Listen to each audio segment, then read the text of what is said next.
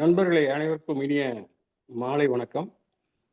நமது வெள்ளி இலக்கிய மேடையினுடைய 151வது நிகழ்ச்சி இன்றைக்கு துவங்க இருக்கிறது.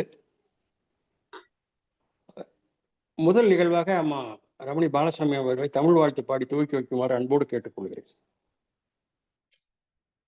அனைவருக்கும் வணக்கம். தமிழ் வாழ்த்து. தமிழுக்கும் அமுதென்று பேர், அந்த தமிழ் இன்ப தமிழ் எங்கள் உயிருக்கு நேர், உயிருக்கு நேர். தமிழுக்கும் அமுதென்று பேர், தமிழுக்கு நிலவென்று பேர். இன்ப தமிழ் எங்கள் சமூகத்தின் விளைவுக்கு நீர், தமிழுக்கு மனம் என்று பேர். இன்ப தமிழ் எங்கள் வாழ்வுக்கு நிருமித்த ஊர், தமிழுக்கு மதுவென்று பேர், தமிழுக்கு மதுவென்று பேர். இன்ப தமிழ் எங்கள் உரிமை பயிருக்கு வேர், பயிருக்கு வேர். தமிழுக்கும் அமுதென்று பேர், தமிழ் எங்கள் இளமைக்கு பால், தமிழ் எங்கள் இளமைக்கு பால். இன்ப தமிழ் நல்ல புகழ்மைக்க புலவர்க்கு மேல், புலவர்க்கு மேல். தமிழ் எங்கள் உயர்வுக்கு வான், இன்ப தமிழ் எங்கள் அசதிக்கு சுட தந்த தேன். தமிழ் எங்கள் உயர்வுக்கு வான், இன்ப தமிழ் எங்கள் அசதிக்கு சுட தந்த தேன். தமிழுக்கும் அமுதென்று பேர், தமிழ் எங்கள் அறிவுக்கு தோள். இன்ப தமிழ் நல்ல கவிதைக்கு வைரத்தின் வாழ், வைரத்தின் வாழ். தமிழ் எங்கள் பிறவிக்கு தாய், இன்ப தமிழ் எங்கள் வளமைக்க உளமுற்றத்தி. தமிழ் எங்கள் பிறவிக்கு தாய், இன்ப தமிழ் எங்கள் வளமைக்க உளமுற்றத்தி. தமிழுக்கும் அமுதென்று பேர், அந்த தமிழ் இன்ப தமிழ் எங்கள் உயிருக்கு நேர், உயிருக்கு நேர். தமிழுக்கும் அமுதென்று பேர். நன்றி. மிக்க நன்றி ரமணி அம்மா, மிக்க நன்றி. அருமையான குரலிலே அந்த பாடலை பாடியதற்காக வெள்ளி இலக்கிய மேடை உங்களுக்கு நன்றி தெரிவித்துக் கொள்கிறது. இப்பொழுது வரவேற்புரை இன்றைய நிகழ்ச்சிக்கு தலைமையேற்க இருக்கிற ஐயா கேஜிஆர் அவர்கள் சற்று தாமதமாக வருவார். ஐயா அவர்களையும் இன்று தமிழ் வாழ்த்து பாடிய அம்மா ரமணி பாலசாமி அவர்களையும், இன்று உரையாற்ற இருக்கிற கவிஞர் சீனி ரவிபாரதி ஐயா அவர்களையும், கவி மாமணி பொதியை மு செல்வராசன் ஐயா அவர்களையும், ஐயா அமுத பாண்டியன், ஐயா கனக சபாபதி, ஐயா காவு கிருஷ்ணமூர்த்தி அவர்கள், கவி அருவி காவு கிருஷ்ணமூர்த்தி ஐயா அவர்கள், சிவராஜினி அம்மா லண்டனில் இருந்து இணைந்திருக்கிறார்கள், வே உலகம்மாள் நம்மோடு இணைந்திருக்கிறார்கள், ஐயா பொன்வேலு மயில், முனைவர் புவனேஸ்வரி அவர்கள், ஐயா பாப்பையா அவர்கள், ஹைதராபாத்திலிருந்து பிரபாவதி அம்மா நம்மோடு இணைந்திருக்கிறார்கள், ஐயா ஆர்சி குமரன் அவர்கள், ராஜா ராமலிங்கம் ஐயா அவர்கள். உங்கள் அத்தனை பேரையும் வெள்ளி இலக்கிய மேடை வருக வருக என்று வரவேற்கிறது. இனி வர இருக்கிற நண்பர்களையும் நாங்கள் இரு கரம் கூப்பி வரவேற்கிறோம். அடுத்ததாக வெள்ளி இலக்கிய மேடை வாழ்த்து பாடல் ஒன்றை இப்பொழுது ஒளிபரப்புகிறேன்.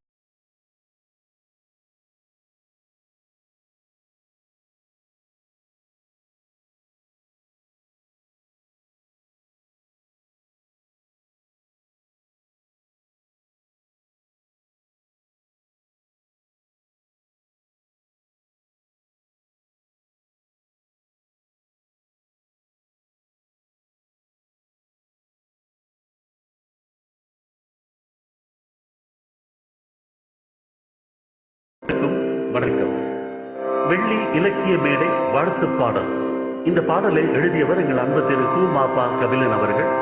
இந்த பாடலை பாடிக்கொண்டிருப்பது ஹைதராபாத்திலிருந்து ரவிசங்கர். வெள்ளிக்கிழமை மாலையிலே ஒன்று கூடுவோம், வெள்ளிக்கிழமை மாலையிலே ஒன்று கூடுவோம், வெள்ளி இலக்கிய மேடையிலே நின்று பாடுவோம். வெள்ளிக்கிழமை மாலையிலே ஒன்று கூடுவோம், வெள்ளி இலக்கிய மேடையிலே நின்று பாடுவோம். இலக்கியத்தை நாமும் பாடுவோம். நல்ல தமிழ் இலக்கியத்தை நாமும் பாடுவோம். துள்ளி ஓடு புள்ளி மாநாளும் ஆடுவோம்.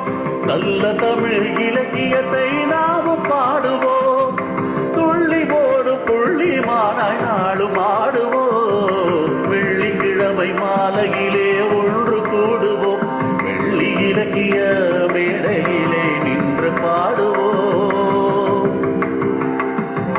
வள்ளுவனின் குறளமுதை விரும்பி சொல்லுவோம். தெள்ளு தமிழ் காப்பியத்தை திரும்பச் சொல்லுவோம். வள்ளுவனின் குறளமுதை விரும்பி சொல்லுவோம். தெள்ளு தமிழ் காப்பியத்தை திரும்பச் சொல்லுவோம்.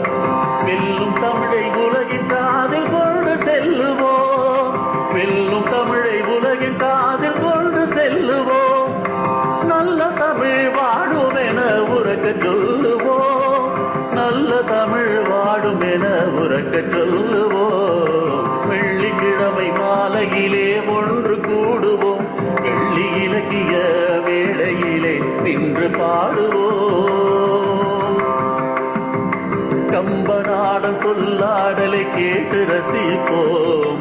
கண்ணதாசன் பாடல்களின் தேனை சுவைப்போம். கம்பநாடன் சொல்லாடலை கேட்டு ரசிப்போம். கண்ணதாசன் பாடல்களின் தேனை சுவைப்போம். வெள்ளி மாலை தமிழ் அமுதை ஊடு கழிப்போம். வெள்ளி மாலை தமிழ் அமுதை ஊடு கழிப்போம். முல்லை மலர் தமிழ் கடலில் ஒத்து குளிப்போம். முல்லை மலர் தமிழ் கடலில் ஒத்து குளிப்போம். வெள்ளிக்கிழமை மாலையிலே ஒன்று கூடுவோம். வெள்ளி இலக்கிய மேடையிலே நின்று பாடுவோம். வெள்ளிக்கிழமை மாலையிலே ஒன்று கூடுவோம். வெள்ளி இலக்கிய மேடையிலே நின்று பாடுவோம்.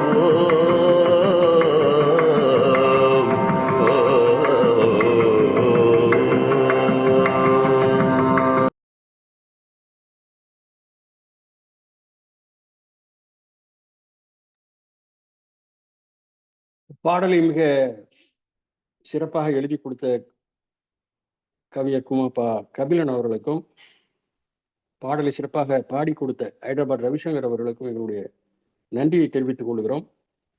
இப்பொழுது நம்மோடு இணைந்திருக்கிற ஐயா பாலசுப்ரமணியன் அவர்கள், ராஜா ராமலிங்கம் ஐயா அவர்களையும் வெள்ளி இலக்கிய மேடை வருக வருக என வரவேற்கிறது. அடுத்ததாக இன்றைய நிகழ்ச்சிக்கு தலைமையேற்கிற கேஜிஆர் ஐயா அவர்களை பற்றி உங்களுக்கு தெரியும். நான் அடிக்கடி அவருடைய பெருமைகளை எல்லாம் சொல்வது என்பது அவருக்கே பிடிக்கவில்லை என்ற காரணத்தால் அதை விட்டு 1-2 கூட்டங்களுக்கு ஒரு முறை சொன்னால் போதும் என்று நினைக்கிறேன். முதல் சொற்பொழிவு கவிக்கோ அவர்களை பற்றி ஐயா சீனி ரவிபாரதி அவர்கள் பேச இருக்கிறார்கள். கவிக்கோ அவர்களுடைய கவிதைகளில் எனக்கு பிடித்த சில வரிகளை பற்றி உங்களிடம் சொல்லிவிட்டு பிறகு ஐயா அவர்களை நான் பேச அழைக்கிறேன். சீதையினுடைய அழகை கம்பன் சொல்லுகிற போது படலம் படலமாக அவளுடைய அழகை சொல்லுவான். ஒரே ஒரு பாடல், அவள் அந்த மாடத்திலே நின்று கொண்டிருக்கிறாள். அவளை பார்த்து அத்தனை கூட்டமும் கீழே நிற்கிறது. யாரும் நகரவில்லை. அங்கிருந்து கூட்டம் கூட்டமாக நிற்கிறார்கள். என்ன என்று பார்த்தால் அத்தனை பேரும் பெண்கள். சீதையினுடைய அழகை பார்த்து வியந்து அந்த இடத்திலேயே நின்று கொண்டிருக்கிறார்களாம். கீழே நிற்கிற பெண்கள் ஒன்றும் சாதாரண பெண்கள் அல்ல. அவர்கள் எல்லாம் உமையவள் போல அழகானவர்கள். உமையாள் ஒக்கும் மங்கையர் உச்சி கரம் வைக்கும். அவருடைய அழகிலே வியந்து கையை தூக்கி தலையில வைத்துக் கொள்கிறார். அவ்வளவு அழகாக இருக்கிறாள் சீதை. உமையாள் ஒக்கும் மங்கையர் உச்சி கரம் வைக்கும். கமையால் மேனி கண்டவர் காட்சி கரை காணார். கமையால் என்றால் பொறுமை முதலிய நல்ல குணங்களுடைய சீதையை பார்த்தவர்கள் பார்த்து கொண்டே இருக்கிறார்கள். அங்கிருந்து நகர்வதில்லை. கமையால் மேனி கண்டவர் காட்சி கரை காணார். இமையா நாட்டம் பெற்றிலம் என்பர். அவர்கள் வருத்தப்படுகிறார்களாம். தேவர்கள் எல்லாம் அவர்களுக்கு இமைக்காத கண் இருக்கிறது, நமக்கு இமைக்கிற கண்ணாக இருக்கிறதே. அவருடைய அழகை பார்த்து கொண்டே இருக்கிற போது கண் மூடி விட்டால் அது மறந்து போகிறதாம் அவருடைய அழகு. திரும்பவும் முதல்ல இருந்து பார்க்க வேண்டியிருக்கிறது. இமையா நாட்டம் பெற்றிலம் என்பர் என்று சொன்ன உடனே மேலே இருந்து 2 வானத்து பெண்கள் சொல்கிறார்கள், இரு கண்ணால் அமையாது என்பார் அந்த வானத்தவர் எல்லாம். அவர்கள் சொல்லுகிறார்கள், அட பைத்தியக்காரீங்களா, எமைக்காத கண்ணு 2 இருந்தாலும் அவ அழகை பார்த்து முடியாது, அப்படி அழகானவள் என்று சொல்லக்கூடிய அந்த கருத்தை கவிக்கோ அவர்கள் ராவணன் வாயிலாக சொல்கிறார். எவ்வளவு அழகாக சொல்கிறார் பாருங்கள். 2 வரி. இரு கண் படைத்தவனே இவள் அழகில் எரிந்திடுவான், 20 கண் படைத்த நான் என்ன செய்வேன். 2 கண்ணு உள்ள மனுஷங்களே இவளை பார்த்தா அப்படி தீயா எரிஞ்சிருவானோ, அவ்வளவு அழகு.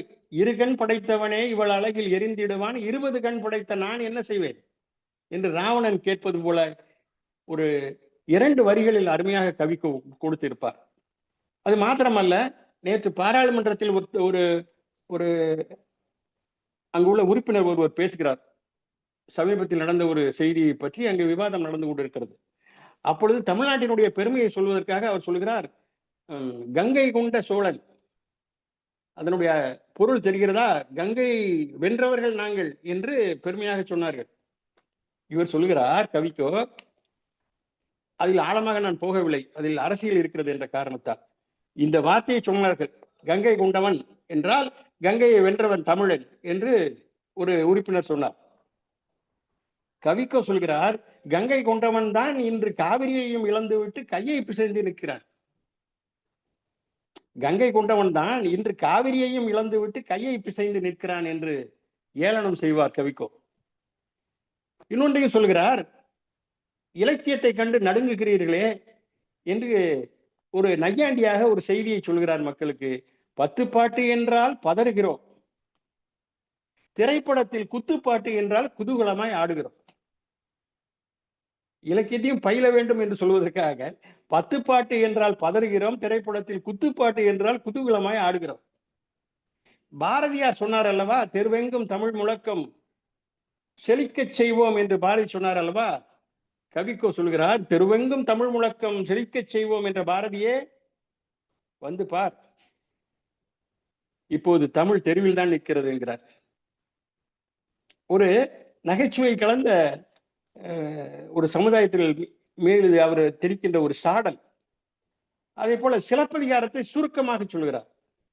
பால் நகையால், வெண்முத்து பல் நகையால், கண்ணகியால், கால் நகையால், வாய் நகை போய் கழுத்து நகை இழந்த கதை என்று சிலப்பதிகாரத்தினுடைய கதையை மிகவும் சுருக்கமாக அருமையாக சொல்லுவார்.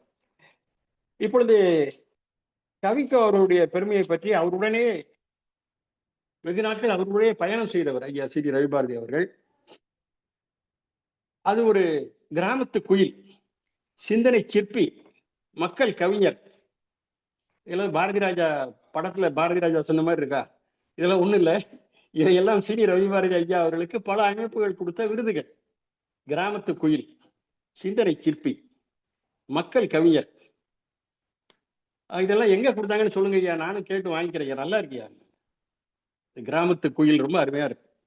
ஐயா அவர்கள் பச்சையப்பன் கல்லூரியிலே பொருளாதாரத்திலே முதுகலை பட்டம் பெற்றவர், அரசு ஊழியராக பணியாற்றியவர். பாரதி கலை இலக்கிய மன்றம் என்று ஒரு மன்றத்தை துவக்கி அதில் நிறைய இலக்கிய பணிகள் செய்து கொண்டிருக்கிறார். கவிக்கோவுடன் ஒரு நேரடி நட்பு அவருக்கு உண்டு. அவர் மறைந்த பிறகு ஆண்டுதோறும் அவருடைய நினைவாலே சிறந்த படைப்பாளிக்கு 5000 ரூபாய் பரிசளித்து அவர்களை பாராட்டுகிறார். பல இசைப்பாடல்கள் எழுதக்கூடிய ஆற்றல் பெற்றவர். வெள்ளி இலக்கிய மேடைக்கு கூட அவர் ஒரு வாழ்த்து பாடல் எழுதி கொடுத்திருக்கிறார். அதை நாங்கள் ஒரு நிகழ்ச்சி விட்டு அடுத்த நிகழ்ச்சியில ஒளிபரப்புவது வழக்கம். மிக அருமையான பாடல். அதே போலவே தான் பிறந்த ஊருக்கு பெருமை சேர்க்கிற அளவிலே பெட்டி வருது பெட்டி வருது என்று ஒரு பாடலை எழுதி அந்த பாடலுடைய குறுந்தகடு கிட்டத்தட்ட 1,00,000 குறுந்தகடுகள் விட்டு தீர்ந்திருக்கின்றன என்றால் அவருடைய பெருமையை பற்றி சொல்வதற்கு என்ன இருக்கிறது? அவ்வளவு சிறந்த ஒரு கவிஞர் சி டி ரவிபாரதி ஐயா அவர்கள் இப்பொழுது கவிக்கோவினுடைய படைப்புகளை பற்றி ஒரு 40 நிமிடங்கள் நம்மோடு எடுத்துரைப்பார் என்று கூறி அவரை வணங்கி வரவேற்று வருக வருக நல்ல ஒரு உரையை தருக என்று கூறி அழைக்கிறேன். ஐயா அனைவருக்கும் வணக்கம். கலந்து கொண்டுள்ள அனைத்து இலக்கிய நண்பர்களுக்கும் வணக்கத்தை தெரிவித்துக் கொள்கின்றேன். கவிக்கோ அப்துல் ரஹ்மான் அவர்கள் பற்றி இன்று பேச வேண்டும். அதற்கு முன்னால் வெற்றிகரமாக வெள்ளி இலக்கிய மேடையை நிறுவன ஐயா இலக்கிய செல்வர் கேஜிஆர் ஐயா அவர்களே, எண்ணத்தால் பேச்சால் வெள்ளை உள்ளங்கொண்ட நகைச்சுவை வேந்தர், தொழில்நுட்ப நெறியாளர் நெல்லை தீபன் ஐயா அவர்களே, இலக்கிய நண்பர்களே, உங்கள் அனைவருக்கும் என் முதன்கண் வணக்கத்தை தெரிவித்துக் கொள்கின்றேன். கவிக்கோ அப்துல் ரஹ்மானை பற்றி பேசும்போது எனக்கு ரொம்ப மகிழ்ச்சி. காரணம், ஒரு சிறந்த கவிஞர், அப்பழுக்கற்ற கவிஞர், தான் என்ன எழுதுகிறோமோ அப்படியே நடந்து கொண்டு வந்த ஒரு கவிஞர். உண்மையிலே தமிழுக்கு கிடைத்த மிகப்பெரிய பொக்கிஷம் என்றுதான் சொல்ல வேண்டும். கடல் ஆழம் போல் கருத்துருவும், வானத்தை போல கற்பனை ஊற்றும், தென்றல் போன்ற அன்பும், பர்னோவின் நிலவு போன்ற நட்பு வட்டமும் கொண்ட ஒரு ஈர்ப்பு கவிஞர் தான் கவிக்கோ அப்துல் ரஹ்மான் அவர்கள். கவித்துவத்தில் காண கிடைக்காத ஒரு புலமை கொண்டு தமிழ் மண்ணில் தமிழின் புதுமையை படைத்தவர் கவிக்கோ அவர்கள். புதிய கோணத்தில், புதிய பரிமாணத்தில் தமிழை கையாண்டவர். மரபு கவிதை, புது கவிதை, சென்ட்ரியூ கவிதைகள், சார்லிசம் கவிதைகள் என்று பல கோணங்களில் கவிதை எழுதியவர். புதிய கண்டுபிடிப்புகளை கண்டுபிடித்தவர். குறியீடுகளையும் படிமங்களையும் கவிதைகளில் போட்டு அழகு சேர்த்தவர்.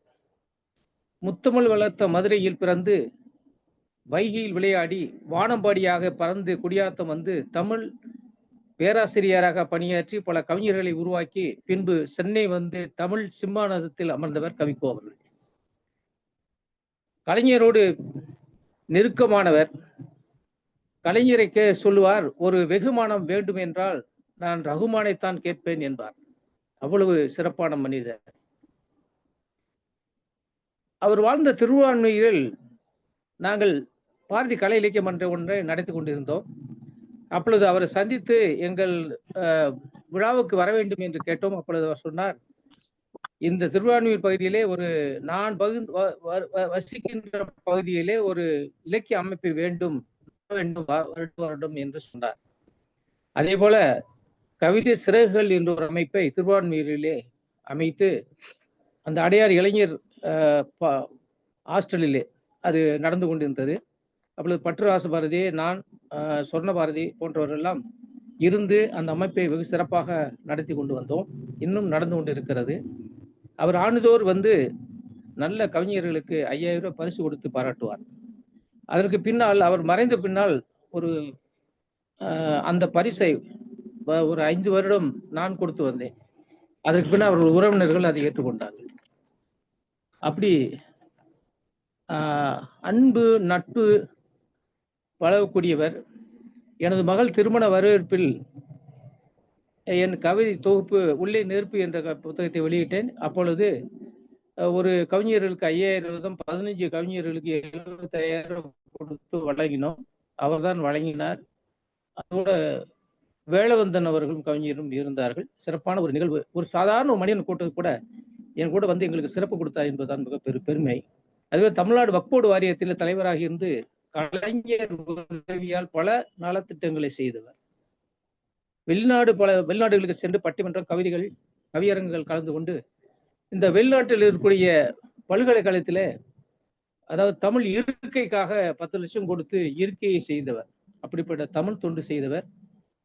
அவர் ஆலாவணை என்ற ஒரு படைப்புக்கு 1999ஆம் ஆண்டு சாகித்ய அகாடமி பரிசு கிடைத்தது. அவருக்கு எப்பயோ கிடைத்திருக்க வேண்டும். இந்த ஆலாவணைக்காக கிடைத்தது. பித்தன் என்ற ஒரு கவிதை தொகுப்பு, அருமையான தொகுப்பு, அது கூட கொடுத்திருக்க வேண்டும். 39 கவிதைகளை கொண்ட இந்த ஆலாவணை அற்புதமான படைப்பு. சமுதாயத்தை சீர்திருத்தக்கூடிய, சுட்டிக்காட்டக்கூடிய, தவறுகளை சுட்டிக்காட்டக்கூடிய அற்புதமான ஒரு படைப்பு. கவிக்கோ அவர்கள் தான் எழுதியவாறே வித்தியாசமின்றி வாழ்ந்து காட்டியவர். அவரை மறக்கவே முடியாது. அவரோடு நான் ஒரு 4-5 வருடம் பயணித்திருக்கிறேன். ரொம்ப அற்புதமான மனிதர். ஒரு நாள் சொன்னார், ஒரு செருப்பு தைக்கும் தொழிலாளி ஒரு மசூதி முன் செருப்பு தைத்து கொண்டு இருக்கிறார். இவர் கேட்கிறார், ஐயா தொழிலாளியா, உங்களை முந்தா நாள் ஒரு ஆலயத்தில் பார்த்தேன், கிறிஸ்துவ ஆலயத்தில் பார்த்தேன்.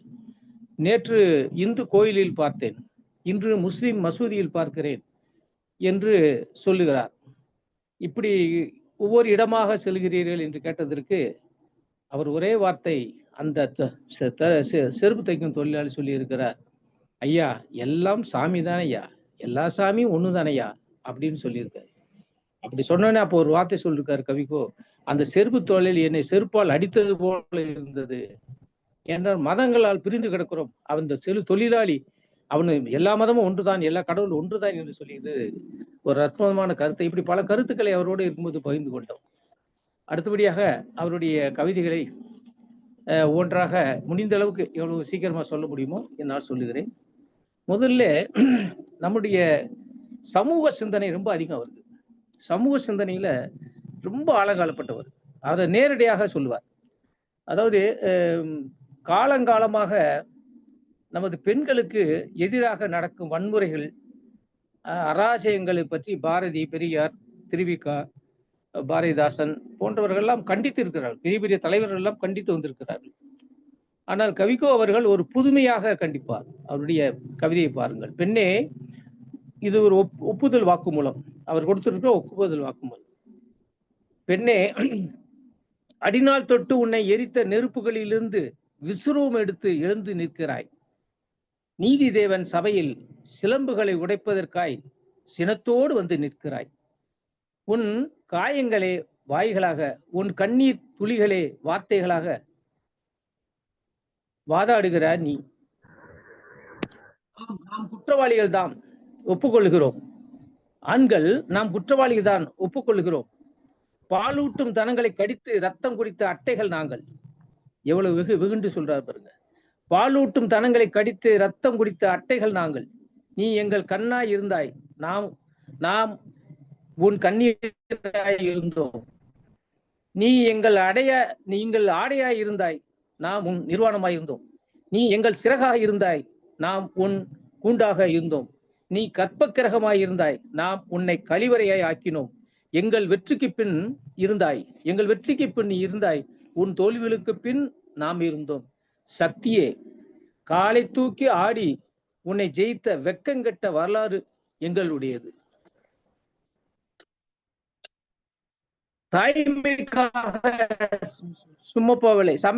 தாய்மைக்காக சமைப்பவளே, உன் சதையை தின்று பசியாறும் கழுகுகள் நாங்கள். நீ உன்னை விற்றால் விபச்சாரம், நாம் எங்களை விற்றால் அது திருமணம் என்றோம். பூஜைக்கு நாம் ஆண்கள், பொட்டு கட்டப்பட்டவர்கள் நீ என்று விதித்தோம். இந்திரனாகி உன்னை கற்பழிப்பவர்களுக்கும் நாம் தான், கௌதமனாகி உன்னை சவிப்பவர்களும் நான் தான், ஆண்கள் தான். காதல் கூட நாம் விரிக்கும் வலைதான் உங்களுக்கு, தாலி கூட நாம் உனக்கு பூட்டும் விலங்குதான். உன்னை அம்மா, சகோதரி, காதலி, இப்படி எத்தனை விளையாட்டு பொம்மைகளாக்கினோம். அவதாரங்களையும் தீர்க்கதரிசிகளையும் பெற்றவள் நீ, நாமோ உன்னை பாவங்களின் பிறப்பிடம் என்றோம். இதோ உன் முன்னால் குற்ற உணர்ச்சியுடன் தலைகுனிந்து நிற்கிறோம். உன் பெண்மை என்ற தெய்வீக நெருப்பில் எங்களை பரிசுத்தப்படுத்துவாயாக என்று ஒரு ஒப்புதல் வாக்குமூலத்தை, அவருடைய மனச்சாட்சியை தொட்டு பெண்களுக்கு ஆண்கள் தான் கொடுமையை செய்கிறாள் என்பதை அற்புதமான ஒரு வரிகளிலே ஒரு கவிதையை கொடுத்திருக்கார். ரொம்ப ஒரு மனதை தொட்ட கவிதை, முதல் கவிதை இதுதான்.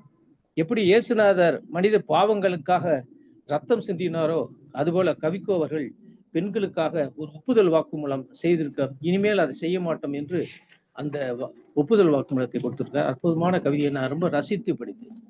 அடுத்தபடியாக இரவின் கண்ணீர், ஒரு இயற்கை சார்ந்த அற்புதமானது. இரவை காதல் கனியாக நினைத்து பாடுகிறார் கவிக்கோ. இரவு தன் நட்சத்திரத்த கடிதத்தை அழித்து கொண்டிருந்த போது நான் அதை சந்தித்தேன். இரவு தன் நட்சத்திர கடிதத்தை அழித்து கொண்டிருந்த போது நான் அதை சந்தித்தேன். காலையில நீ யார் என்றால் உன் காதலன் என்றேன். நீ ஏன் என்னை காதலிக்கிறாய் என்றால் நான் உன்னை காதலிக்காமல் இருக்க முடியாது என்றேன். உன் மர்ம அழகு உன்னை காதலிக்க சொல்லி என்னை தூண்டுகிறது, பகல் எல்லாம் திறந்து காட்டுகிறது. உன் நாணமற்ற நிர்வாணம் எனக்கு அருவருப்பு ஊட்டுகிறது. நீயோ உன் அழகை மர்மத்தால் மூடி வைப்பவள். அதனாலேயே நீ என்னை அதிகமாக கவர்கிறாய். பகல் செய்தித்தாள், நீயோ காவியம்.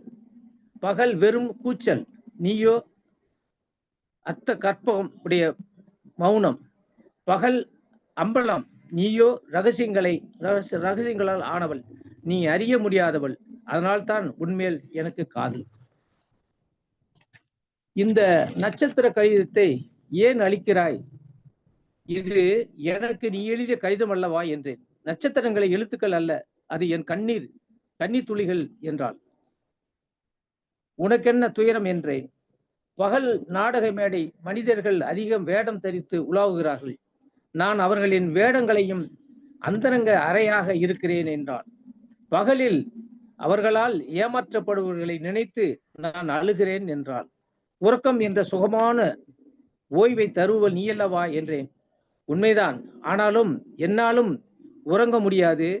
சில கண்களை போன்று காயங்களாலும் எனக்குள் இருக்கின்றன. அதை பார்த்துத்தான் நான் அதிகமாக அழுகிறேன் என்றாள். இரவோடு சேர்ந்து நானும் அழுதேன் என்று அற்புதமான ஒரு கவிதையை எழுதியிருக்கிறார்.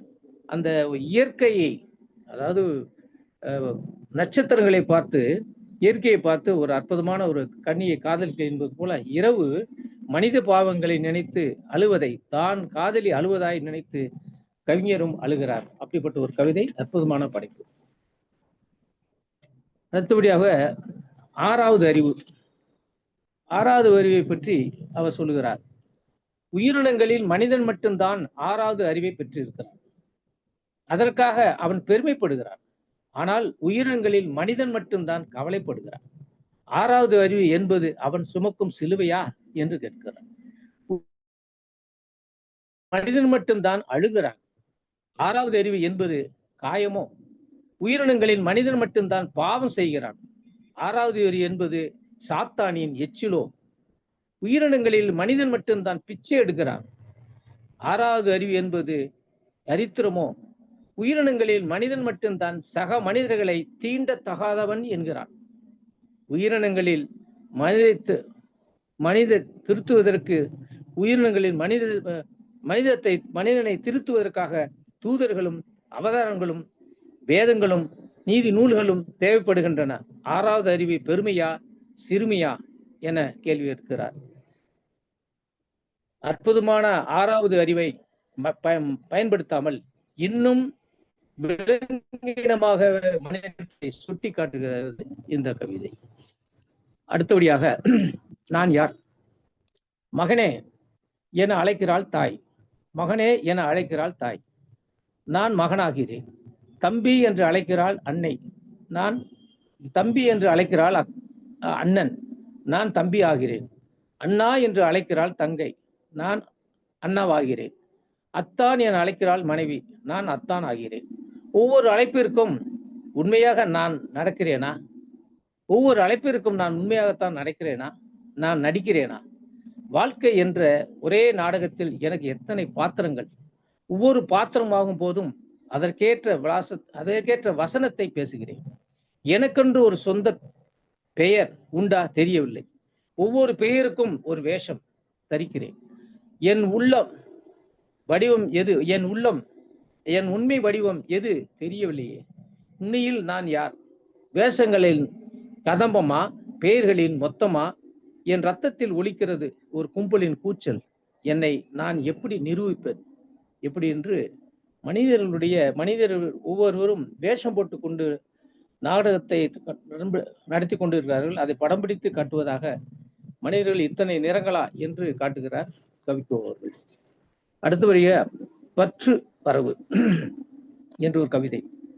இறக்கப் போகிறவனே நீ நில், உன் கணக்கை முடித்து விட்டு போ.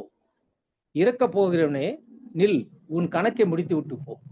இந்த பூமிக்கு ஒரு பிச்சைக்காரனாக வந்தாய். மனிதன் என்ன கொண்டு வரான்? ஒண்ணுமே கொண்டு வரல. இந்த பூமிக்கு ஒரு பிச்சைக்காரனாக வந்தாய். ஒரு கடனாளியாகவே சாகப் போகிறாய். என்னுடையது என்று நீ உரிமை கொண்டாடும் எதுவும் உன்னுடையது அல்ல. உன் உடல் உன் பெற்றோரிடம் இட்ட பிச்சை. உன் சுவாசம் நீ காற்றிடம் வாங்கிய கடன். பசித்த போதெல்லாம் பூமியின் மார்பில் பால் குடித்தாயே. ஆயுள் முழுவதும் 5 பிச்சை பாத்திரங்களில் வாங்கி உண்டாயே. எதற்காவது விலை கொடுத்தாயா? வாடகையாவது கொடுத்தது உண்டா? இல்லை. நன்றியாவது செலுத்தியது உண்டா? மரண காற்றில் ஒரு விளக்க போல் அணைந்து போகாதே. மரண காற்றில் ஒரு விளக்கை போல அணைந்து போகாதே. ஊதுபத்தியை போல் கொஞ்சம் நறுமணத்தையாவது விட்டு செல். உன் சாவின் சாம்பல் அல்ல, நெருப்பை விட்டு செல். மண்ணில் ஒரு காயத்தை அல்ல, ஒரு சுயத்தை விட்டு செல். ஒரு தடையுமே இல்லாமல் மறைவதற்கு நீ என்ன குற்றவாளியா என்று ஒரு கேள்வியை கேட்கிறார். பூமிக்கும் பாரமாக மனிதன் இருந்துவிடக் கூடாது என்றும், மனிதா நீ வாழ்வதற்கு ஒரு தடயத்தை விட்டு செல் என்று ஒரு மறக்க முடியாத ஒரு சாதனையை செய் என்று கவிக்கோ அவர்கள் நம்மை தூண்டுகிறார். அதே போல தவறான எண், இது ஒரு ஒரு ஒரு கற்பனையான ஒரு உரையாடல். தவறான எண். ஒரு நாள் தற்செயலாக தொலைபேசியில் தவறான எண்ணில் சிக்கினான் இறைவன்.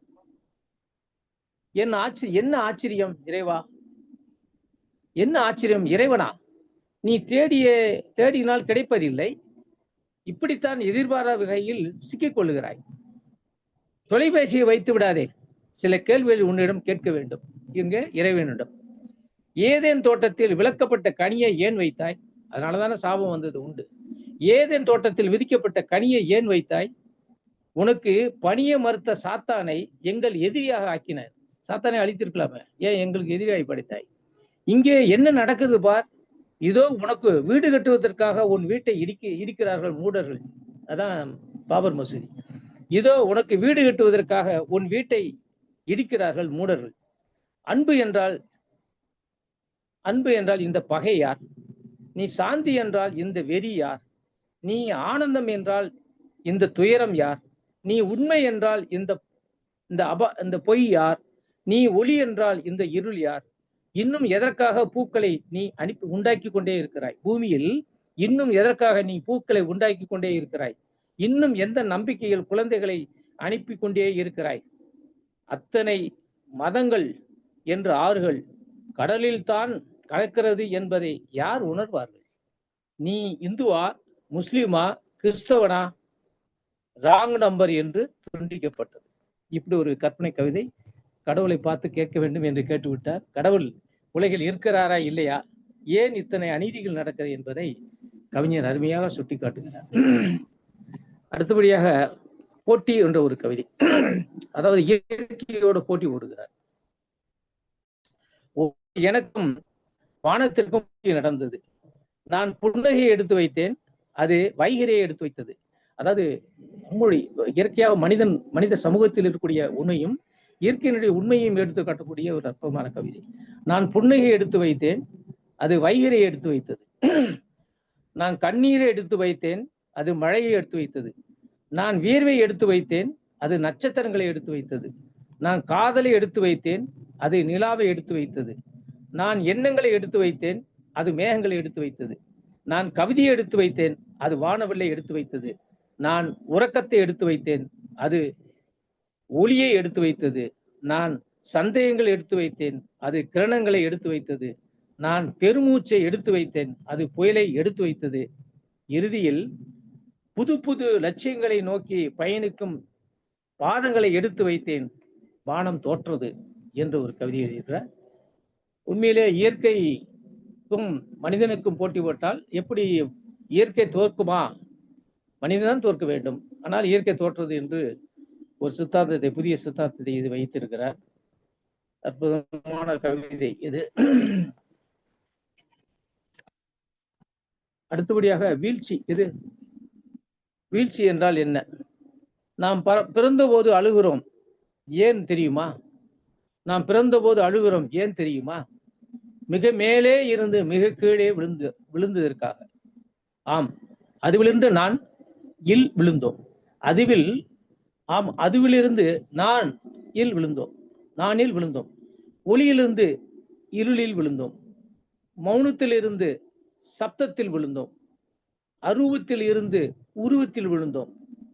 பெயரற்றதிலிருந்து பெயரில் விழுந்தோம். உண்மையிலிருந்து பொய்யில் விழுந்தோம். ஆன்மாவிலிருந்து மாமிசத்தில் விழுந்தோம். பின்பு கீழே வழுவதே நம் வாழ்க்கை ஆகிவிட்டது. ஆசையில் தடுக்கி விழுந்தோம்.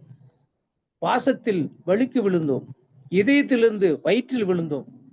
இதில் பெரிய சோகம் என்னவென்றால் விழுவதே நமக்கு தெரிவதில்லை. சப்தம் இல்லாமல் சலனம் இல்லாமல் வீழ்ச்சி நடக்கிறது. பழகி போய்விட்டோம் மனிதனுக்கு. அதிலிருந்து பிறப்பிலிருந்து இறப்பு வரை வீழ்ந்து கொண்டே இருக்கிறோம் என்ற தத்துவ ஞானத்தை போதிக்கிறார் கவிக்கோ அவர்கள். அடுத்தபடியாக அதுதான் வாழ்க்கை. சமாதியில் மலர்ந்து இருக்கும் பூக்களை பார்த்திருக்கிறீர்களா? ஒரு வித்தியாசமான ஒரு கவிதையை சொல்கிறார். சமாதியில் மலர்ந்திருக்கும் பூக்களை பார்த்திருக்கிறீர்களா? கலவரத்தின் போது கொலையுண்ட பெற்றோர்களின் மீது விளையாடும் குழந்தைகளை பார்த்திருக்கிறீர்களா? நதி நீரின்றி வறண்டு போய் கிடந்தாலும் நதியென்றே அழைக்கிறோமே, பார்த்திருக்கிறீர்களா? இளந்தூறலும் மஞ்சள் வெயிலும் ஓடிப்பிடித்து விளையாடுவதை நீங்கள் பார்த்திருக்கிறீர்களா? அந்நிய மொழியில் படத்தை பார்த்துவிட்டு வசனம் புரியாமல் வருத்தப்பட்டு இருக்கிறோமே, அதை பார்த்திருக்கிறீர்களா? பெண்ணின் பின் அழகை இங்கதான் பார்க்கணும். பெண்ணின் பின் அழகை கவரப்பட்டு முகத்தை பார்த்த போது ஏமாற்றம் அடைந்திருக்கிறதே, அதை பார்த்திருக்கிறீர்களா? அதனால இதுக்கு கவிஞரும் இதுக்கு விதிவிலக்கு இல்லை போல இருக்கு. நத்தையின் நடக்கோடுகள் தற்செயலாய் எழுத்தாவதை பார்த்திருக்கிறீர்களா? திருவிழா கூட்டத்தில் குழந்தையை தொலைத்துவிட்டு தேடி அலைந்திருக்கிறீர்களா? கடைசி பக்கம் கிழிந்து போன துப்பறியும் நாவலை தெரியாமல் எடுத்து படித்திருக்கிறீர்களா? அதுதான் வாழ்க்கை. வாழ்க்கை என்பது யதார்த்தமானது. வாழ்க்கை என்பது தீயில் கொண்டது. வாழ்க்கை என்பது ஏமாற்றம் கொண்டது. வாழ்க்கை என்பது அதிர்ச்சி கொண்டது. அத்தனையுமே தாங்கிக் கொள்ள வேண்டும் என்று கவிக்கோ அவர்கள் இந்த கவிதையிலே சொல்லியிருக்கிறார்.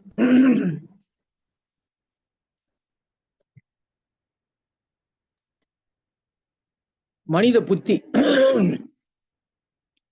எப்படி இருக்குது என்பதை காட்டுகிறார். அன்றொரு நாள் பார்த்தேன், மரத்தடியில் கூண்டுக்குள்ளிருந்து வெளியே நடந்து வந்தது கிளி. ஒரு மனிதனுக்கு வருங்காலத்தை எடுத்து கொடுத்து சென்றது அந்த கிளி. அது எப்படி? நிறைவான புத்தி உள்ளவன் குறைவான புத்தி உள்ள கிளியிடம் தன் எதிர்காலத்தை கேட்கிறானே. கிளி மனிதனாக்கப்பட்டு விட்டது. கிளி மனிதனாக்கப்பட்டு விட்டது. இப்போது அது கூலிக்கு வேலை செய்கிறது மனிதனை போல. மாடு, என் வீட்டு வாசலில் ஒரு மாடு, அவன் சொல்வதற்கெல்லாம் தலையாட்டி கொண்டே இருந்தது மனிதனை போல. ஒரு யானை, ஒரு கம்பீரமான யானை தன் துதிக்கையை நீட்டி பிச்சையை வாங்கி கொண்டிருந்தது மனிதனை போல. அதை பற்றி ஒரு கவிஞன் சொன்னார், அது பிச்சையை கேட்கவில்லை, தான் இழந்த காட்டை திரும்பி கேட்கிறது என்றான் ஒரு கவிஞன். இப்படி என் மனம் அழுது, பறவைகளுக்கும் விலங்குகளுக்கும் பிச்சை எடுக்கும் புத்தியை கற்றுக் கொடுத்து விட்டானே மனிதன் என்று என் மனம் அழுதது. பறவைகளும் விலங்குகளும் சுதந்திரமானவை, மனிதன் பிச்சை எடுக்க வைக்கிறான் என்ற ஆதங்கத்தை வெளிப்படுத்துகிறார் கவிஞர்.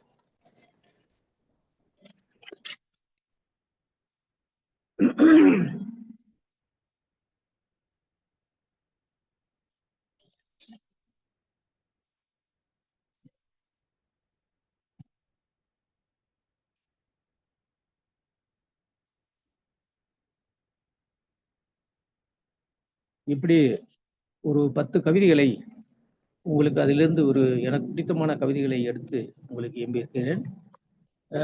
கவிக்கோ அப்துல் ரஹ்மான் அவர்கள் ஒரு சிறந்த ஒரு கவிஞர். அவர்கள் கூட்டத்துக்கெல்லாம் சென்ற போதெல்லாம் ஒரு சாதாரண ஒரு மனிதனை கூட கையில் அசைத்து அவர் கை கொடுத்து பேசி அற்புதமான பேசக்கூடிய ஒரு கவிக்கோ அவர்கள். அவர் படையூரிலே அவர் இறந்தபோது நானே நண்பர்கள் எல்லாம் சென்று அவரை பார்க்க போனோம். அப்பொழுது இந்த முஸ்லிமினுடைய வழக்கப்படி யாரும் மாலை போடுவதில்லை. ஆனால் நாங்கள் ஒரு பெரிய மாலை எடுத்துக்கொண்டு சென்றிருந்தோம். அப்பொழுது அங்கே இருக்கிறவர்களெல்லாம் இது போடுவது தகாது என்றார்கள். ஆனால் கவிக்கோவை பொறுத்தவரையில் அவர் எல்லா மதத்தையும் சேர்ந்தவர் தான், எல்லா மதத்துக்கும் அவர் சொந்தக்காரர் தான் என்று சொல்லி போட்டோம். இப்படி கவிக்கோ அப்துல் அவருடைய பழகிய பழக்கங்கள், அவருடைய எண்ணங்கள் எல்லாம் மிக சிறந்தது, மறக்க முடியாது என்பதை தெரிவித்துக் கொள்கிறேன். ஐயா, இத்துடன் என்னுடைய கவிதையை முடித்துக் கொள்கிறேன். நன்றி, வணக்கம். நன்றி ஐயா. மிக்க நன்றி. இன்னும் 15 நிமிடங்கள் இருக்கிறது. அதற்குள்ளே ஐயா அவர்கள் தன்னுடைய உரையை முடித்து விட்டார். இப்போது நம்மோடு இடையில இணைந்திருக்கிற வெளி இலக்கிய மேடையினுடைய நிறுவன தலைவர் ஐயா KGR அவர்களே, கவிஞர் சமுக்கி அவர்களே, ஐயா நாகூர் மொய்தீன் அவர்களே, சரித்திர நாவலாசிரியர் லிங்கராஜ் ஐயா அவர்களே, கவி நிலவு தேன்மொழி அம்மா அவர்களே, முனைவர் மேரி ரோஸ்லின் அவர்களே, முனைவர் செந்தில்குமார் அவர்களே, பன்முக கவிஞர் சாமி மல்லிகா அவர்களே, கிருஷ்ணமூர்த்தி ஐயா அவர்களே, உங்கள் அத்தனை பேரையும் வெள்ளி இலக்கிய மேடை வருக வருக என்று வரவேற்கிறது. மிக சிறப்பான ஒரு கவிதைகளை எல்லாம் இங்கே எடுத்து சொன்னார் ஐயா அவர்கள். தொலைந்து போனவர்கள் என்று ஒரு கவிதை உண்டு. அந்த கவிதையிலே அவர் கேட்பார், கற்றேன் என்பாய் கற்றாயா. கவிக்கோ கேட்கிறார், கற்றேன் என்பாய் கற்றாயா. வெறும் காகிதம் தின்பது கல்வி இல்லை, வெறும் காகிதம் தின்பது கல்வி இல்லை. பெற்றேன் என்பாய் எதை பெற்றாய். வெறும் பிள்ளைகள் பெறுவதல்ல. குளித்தேன் என்பாய் யுக யுகமாய், நீ கொண்ட அழுக்கோ போகவில்லை. அழித்தேன் என்பாய், உண்மையிலே நீ அழித்தது எதுவும் உனதல்ல என்ற அழகான ஒரு கவிதை என்னுடைய நினைவுக்கு வருகிறது. அந்த வாணியம்பாடியினுடைய வானம்பாடி மறையலாம், ஆனால் அது பாடி சென்ற கவிதைகள் என்னாலும் நம் நெஞ்சை விட்டு நீங்காது என்று சொல்லி, இப்பொழுது நம்முடைய நிறுவன தலைவர் ஐயா KG ராஜேந்திர பாபு அவர்களை ஒரு முன்னுரை வழங்குமாறு அன்போடு கேட்டுக்கொள்கிறேன்.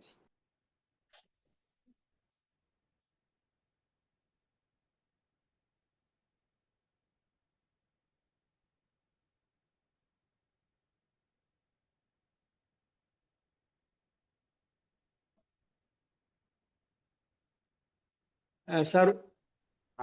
மகிழ்ச்சி.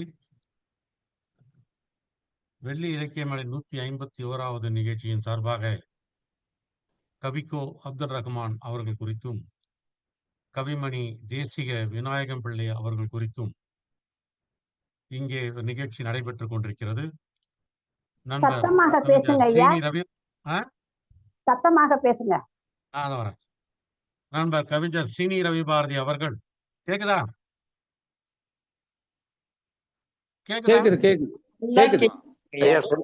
ஐயா சரியா கேக்குது, எல்லாருக்கும் கேக்குது, நீங்க பேசுங்க. சீனி ரவி பாரதி அவர்கள் கவிக்கோ அப்துல் ரஹ்மானுடைய ஆலாபனை என்கின்ற நூலிலே இருந்து மிக அழகான கவிதைகளை எல்லாம் இங்கே எடுத்து காட்டியிருக்கிறார்கள். அவருக்கு பின்னால் கவிமணி அவர்களை பற்றி நம்முடைய பொதிகை செல்வராஜ் அவர்கள் பேச இருக்கின்றார்.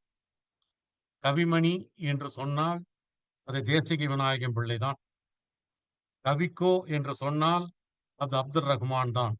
பெயரை சொல்லாமல் பட்டத்தை சொன்னாலே புரிந்து கொள்ளக்கூடிய அளவிற்கு அவர்களுடைய புகழ் தமிழ்நாட்டிலே பரவி இருக்கின்றது. கவிமணி அவர்கள் நாகர்கோயிலை சார்ந்தவர், மிக சிறந்த கவிஞர். குழந்தைகளுக்கு அற்புதமான கவிதைகளை எல்லாம் எழுதி கொடுத்தவர். ரொம்பவும் மென்மையான ஒரு கவிஞர் ஒன்றென்று சொன்னால் அது கவிமணி தேசிக விநாயகம் பிள்ளை அவர்கள். அவர் எழுதிய மலரும் மாலையும் என்கின்ற நூல் சுவையான நூல், பயனுள்ள நூல். மங்கையராய் பிறப்பதற்கே மாதவம் செய்ய வேண்டுமம்மா என்கின்ற வரிகள் எல்லாம் மறக்க முடியாத வரிகள். இப்படிப்பட்ட கவிஞர் கவிமணி அவர்களை மூதறிஞர் ராஜாஜி அவர்கள் சந்திக்க விழைந்தார். அப்படியானால் கவிமணி அவர்களை நான் அழைத்து கொண்டு வரட்டுமா என்று சொன்ன பொழுது, வேண்டாம் வேண்டாம், அவர் எவ்வளவு பெரிய கவிஞர், அவரை நானே வந்து பார்க்கிறேன் என்று சொல்லி மூதறிஞர் ராஜாஜி அவர்கள் அவருக்கே உரிய பண்பு நலனோடு கவிமணி அவர்களை சென்று சந்தித்திருக்கிறார். கவிமணிக்குத்தான் அரசவை கவிஞர் கொடுப்பதாக இருந்தது. ஆனால் அந்த நேரத்திலே நாகர்கோயில் திருவனந்தபுரத்தை சார்ந்ததாக இருந்த காரணத்தினால் அதை கொடுக்கவில்லை. பிறகு அவருக்கு எப்படியாவது கொடுக்க வேண்டும் என்று ராஜாஜியினுடைய அமைச்சரவை முயற்சி செய்த பொழுது கவிமணி சொன்னார், எனக்கு இந்த பட்டம், இந்த பதவி வேண்டாம், அரசவை கவிஞர் என்கின்ற பதவி எனக்கு வேண்டாம், இந்த பதவியை நீங்கள் நாமக்கல் கவிஞருக்கு கொடுத்து விடுங்கள் என்று சொல்லி அந்த அரசவை பதவி என்பது நாமக்கல் கவிஞருக்கு சென்று விட்டது. இப்படி ஒரு பெருந்தன்மையான மனிதராக விளங்கியவர் நம்முடைய கவிமணி அவர்கள். கவிமணி அவர்களுக்கு செட்டிநாட்டு அரசர்கள் சிறப்பு செய்து அவருக்கு நிதி உதவியெல்லாம் கொடுத்த பொழுது அதை அவர் கல்விக்கு கொடுத்து விட்டார் என்கின்ற ஒரு தகவல் உண்டு. அவர் எழுதிய மிக சிறந்த நூல்களிலே ஒன்று மருமக்கள் வழி மான்மியம் என்பது. அதேபோல் இன்னொரு சிறந்த நூல் அந்த காலத்தில் எல்லா கவிஞர்களாலும் பாராட்டப்பட்ட ஒரு நூல் உண்டு என்று சொன்னால் அது ஆசிய ஜோதி. புத்தரை பற்றி அவர் எழுதிய அந்த சிறு நூல் ரொம்பவும் அழகான இலக்கணத்தோடு எழுதப்பட்ட நூல். அந்த நூலிலே ஒரு 4-5 செய்திகளை, புத்தரை பற்றிய செய்திகளை எல்லாம் அவர் சொல்லியிருக்கிறார். அதை நான் சொல்லுவதை விட பொதிகை செல்வராஜ் அவர்கள் சொல்லுவதுதான் பொருத்தமாக இருக்கும் என்பதனால் அவரிடத்திலே அதை விட்டு விடுகிறேன். அப்துல் ரஹ்மான் அவர்கள் புது கவிதையிலே புகழ்வாய்ந்த கவிஞர். புது கவிதை என்று சொன்னால் நமக்கு முதலாக நினைவுக்கு வருபவன். புது கவிதை என்று சொல்ல முடியாது, வசன கவிதை என்று தான் சொல்ல முடியும். இந்த வசன கவிதை என்று சொன்னால் முதலாக நமக்கு நினைவுக்கு வருபவன் பாரதி. அவன் எழுதியது வசன கவிதை, அதுதான் வித்து போட்டவன். ஹைக்கூக்கு வித்து போட்டவனும் பாரதி தான். ஹொக்கு என்று சொல்லி ஒரு கட்டுரை எழுதியிருப்பான் பாரதி. இந்த வசன கவிதை பின்னால் பிச்சமூர்த்தி அவர்களால் புது கவிதையாக கொண்டு வரப்பட்டது. ஆனால் மக்கள் மத்தியிலே புது கவிதையை கொண்டு போய் பரப்பிய பெருமை காமராசன் அவர்களுக்கு உண்டு. அவர் எழுதிய கருப்பு மலர்கள் என்கின்ற புது கவிதை நூல் ஒரு அற்புதமான நூல். அந்த நூல் புது கவிதைக்கு ஒரு சிறந்த எடுத்துக்காட்டாக விளங்கக்கூடிய நூல். அதே போல் அப்துல் ரஹ்மான் அவர்களுடைய நூல்கள், மகாகவி ஈரோடு தமிழன்பன் அவருடைய நூல்கள், மேத்தாவினுடைய கண்ணீர் பூக்கள், கவிப்பேரரசனுடைய கவிராஜன் கதைகள், மீராவினுடைய ஊசிகள், இப்படி ஏராளமான புது கவிதைகள் புது கவிதையினுடைய பெருமையை தமிழ்நாட்டிலே நிலைநாட்டி விட்டன. அப்துல் ரஹ்மானுக்கு இருக்கக்கூடிய பெருமை, ஹைக்கூவை அறிமுகப்படுத்தியவரும் அப்துல் ரஹ்மான் அவர்கள் தான். அவர் எழுதிய பால்வீதி என்கின்ற நூலில் அந்த கவிதைகளை நீங்கள் பார்த்தால் உருவகமாக இருக்கும், உவமையாக இருக்கும், படிமமாக இருக்கும், குறியீடுகளாக இருக்கும். இப்படி ஒரு 4 வகையான கவிதைகளை பால்வீதியிலே கொண்டு வந்து கொடுத்த பெருமை கவிக்கோ அப்துல் ரஹ்மான் அவர்களுக்கு உண்டு. சிலப்பதிகாரத்தை 4 வரிகளிலே சொன்ன பெருமை கவிக்கோ அவர்களுக்கு உண்டு. பால் நகையால் வெண்முத்து பனி நகையால், பால் நகையால் வெண்முத்து பல் நகையால், கண்ணகித்தன் தாள் நகையால் வாய் நகை போய் கழுத்து நகை இழந்த கதை என்று சிலப்பதிகாரத்தை 4 வரிகளிலே சொன்ன பெருமை நம்முடைய அப்துல் ரஹ்மான் அவர்களுக்கு உண்டு.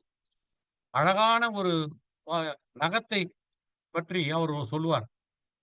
இந்த உழைப்பை பற்றி சொல்லுகின்ற பொழுது தாராபாரதியினுடைய வரிகள் மறக்க முடியாத வரிகள். இது தாராபாரதியினுடைய வரிகள் என்று தெரியாமலேயே நான் பட்டிமன்றங்களிலே அந்த வரிகளை பேசியிருக்கின்றேன். பிறகுதான் தெரிந்தது தாராபாரதியினுடைய வரிகள் என்று. அவன் கூட பேசப்பட வேண்டிய ஒரு பெரிய கவிஞர். வெறுங்கை என்பது மூடத்தனம், விரல்கள் 10 மூலதனம் என்று அவன் எழுதிய வரிகள் இன்று வரை கவிதை உலகத்திலே யாராலும் மறக்க முடியாத வரிகளாக திகழ்ந்து கொண்டிருக்கின்றன. அதே போல் நம்முடைய அப்துல் ரஹ்மான் அவர்கள் ஒரு வார்த்தை சொல்லுவார், எத்தனையோ உறுப்புகள் இருக்கின்றன, ஆனால் எந்த உறுப்புகளுக்கும் மகுடம் சூட்டவில்லை, விரல்களுக்கு மட்டும்தான் மகுடம் சூட்டி இருக்கிறார் இயற்கை. ஏன் தெரியுமா? அதுதான் உழைக்கிறது. உழைக்கின்ற காரணத்தினாலேதான் விரல்களுக்கு நகமகுடம் சூடி இருக்கிறது என்று நகமகுடம் என்கின்ற ஒரு சொல்லாட்சியை கொடுத்த பெருமை நம்முடைய அப்துல் ரஹ்மான் அவர்களுக்கு உண்டு. சில வார்த்தைகளை காயின் பண்ணுவாங்க. சில பேச்சாளர்கள் பார்த்தால் வார்த்தைகளை உருவாக்கி கொடுப்பார். புரட்சி என்ற வார்த்தையை உருவாக்கி கொடுத்தவன் பாரதி தான். பாவேந்தர் பாரதிதாசன் சூரியனை பற்றி சொல்லுகின்ற பொழுது தகத்த காயம்னு சொல்லுவார். இப்படி ஒரு வார்த்தையை நீங்க கேள்விப்பட்டிருக்கீங்களா? தகத்த காயம். கவியரசு கண்ணதாசன் துடிக்கும் ரத்தம்னு ஒரு வார்த்தையை கொண்டு வந்தார். அது ஒரு பிரச்சனையானது. ரத்தம் துடிக்குமா கொதிக்குமா என்று பொது மேடைகளிலே பேசப்பட்டது. அதை துடிக்கும் ரத்தம் என்று ஒரு வார்த்தையை உருவாக்கி கொடுத்தார். சொல்லின் செல்வர் ஈவி.கே. சம்பத் அவர்கள் ஆங்கிலத்திலே ஹெல்தி பாலிடிக்ஸ் என்று இருக்கின்ற வார்த்தையை ஆரோக்கியமான அரசியல் என்று அவர் மாற்றி கொடுத்தார். சம்பத் அவர்கள் பேசுகின்ற பொழுது அதை ஆரோக்கியமான அரசியல் தான் பேசுவார். அதற்கு முன்பு அந்த வார்த்தை மேடையிலே பயன்படுத்தப்படவில்லை. இப்படி பல பேர் வார்த்தைகளை உருவாக்கி கொடுப்பார்கள். அது மாதிரி இந்த ஆலாபனையிலே ஒரு வார்த்தையை உருவாக்கி கொடுத்திருப்பார் அப்துல் ரஹ்மான் அவர்கள். காட்டு மிராண்டிகள் என்று சொல்கிறோம் அல்லவா, அதை நாட்டு மிராண்டிகள் என்று ஒரு தலைப்பிலேயே கவிதை எழுதியிருப்பார்.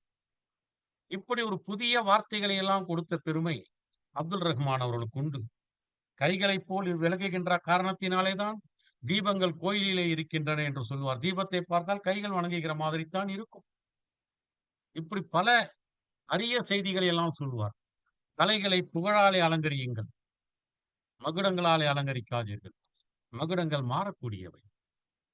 உதடுகளை எல்லாம் உண்மைகளாலே அலங்கரியுங்கள், சாயங்களாலே அலங்கரிக்காதீர்கள், சாயங்கள் வெளுத்து போகக்கூடியவை என்று இப்படி ஏராளமான செய்திகளை எல்லாம் அந்த கவிதை, அந்த ஒவ்வொரு வரியும் அற்புதமாக இருக்கும்.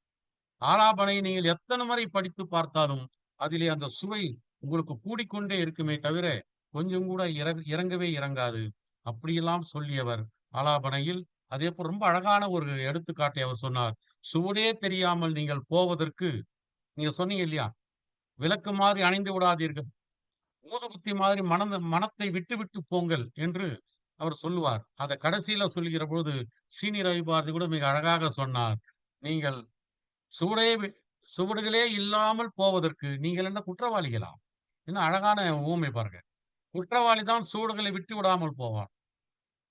ஆனால் நீங்கள் குற்றவாளிகள் அல்லவே, சுவடுகளை விட்டு விட்டு போங்கள் என்று ஒரு அழகான கவிதை.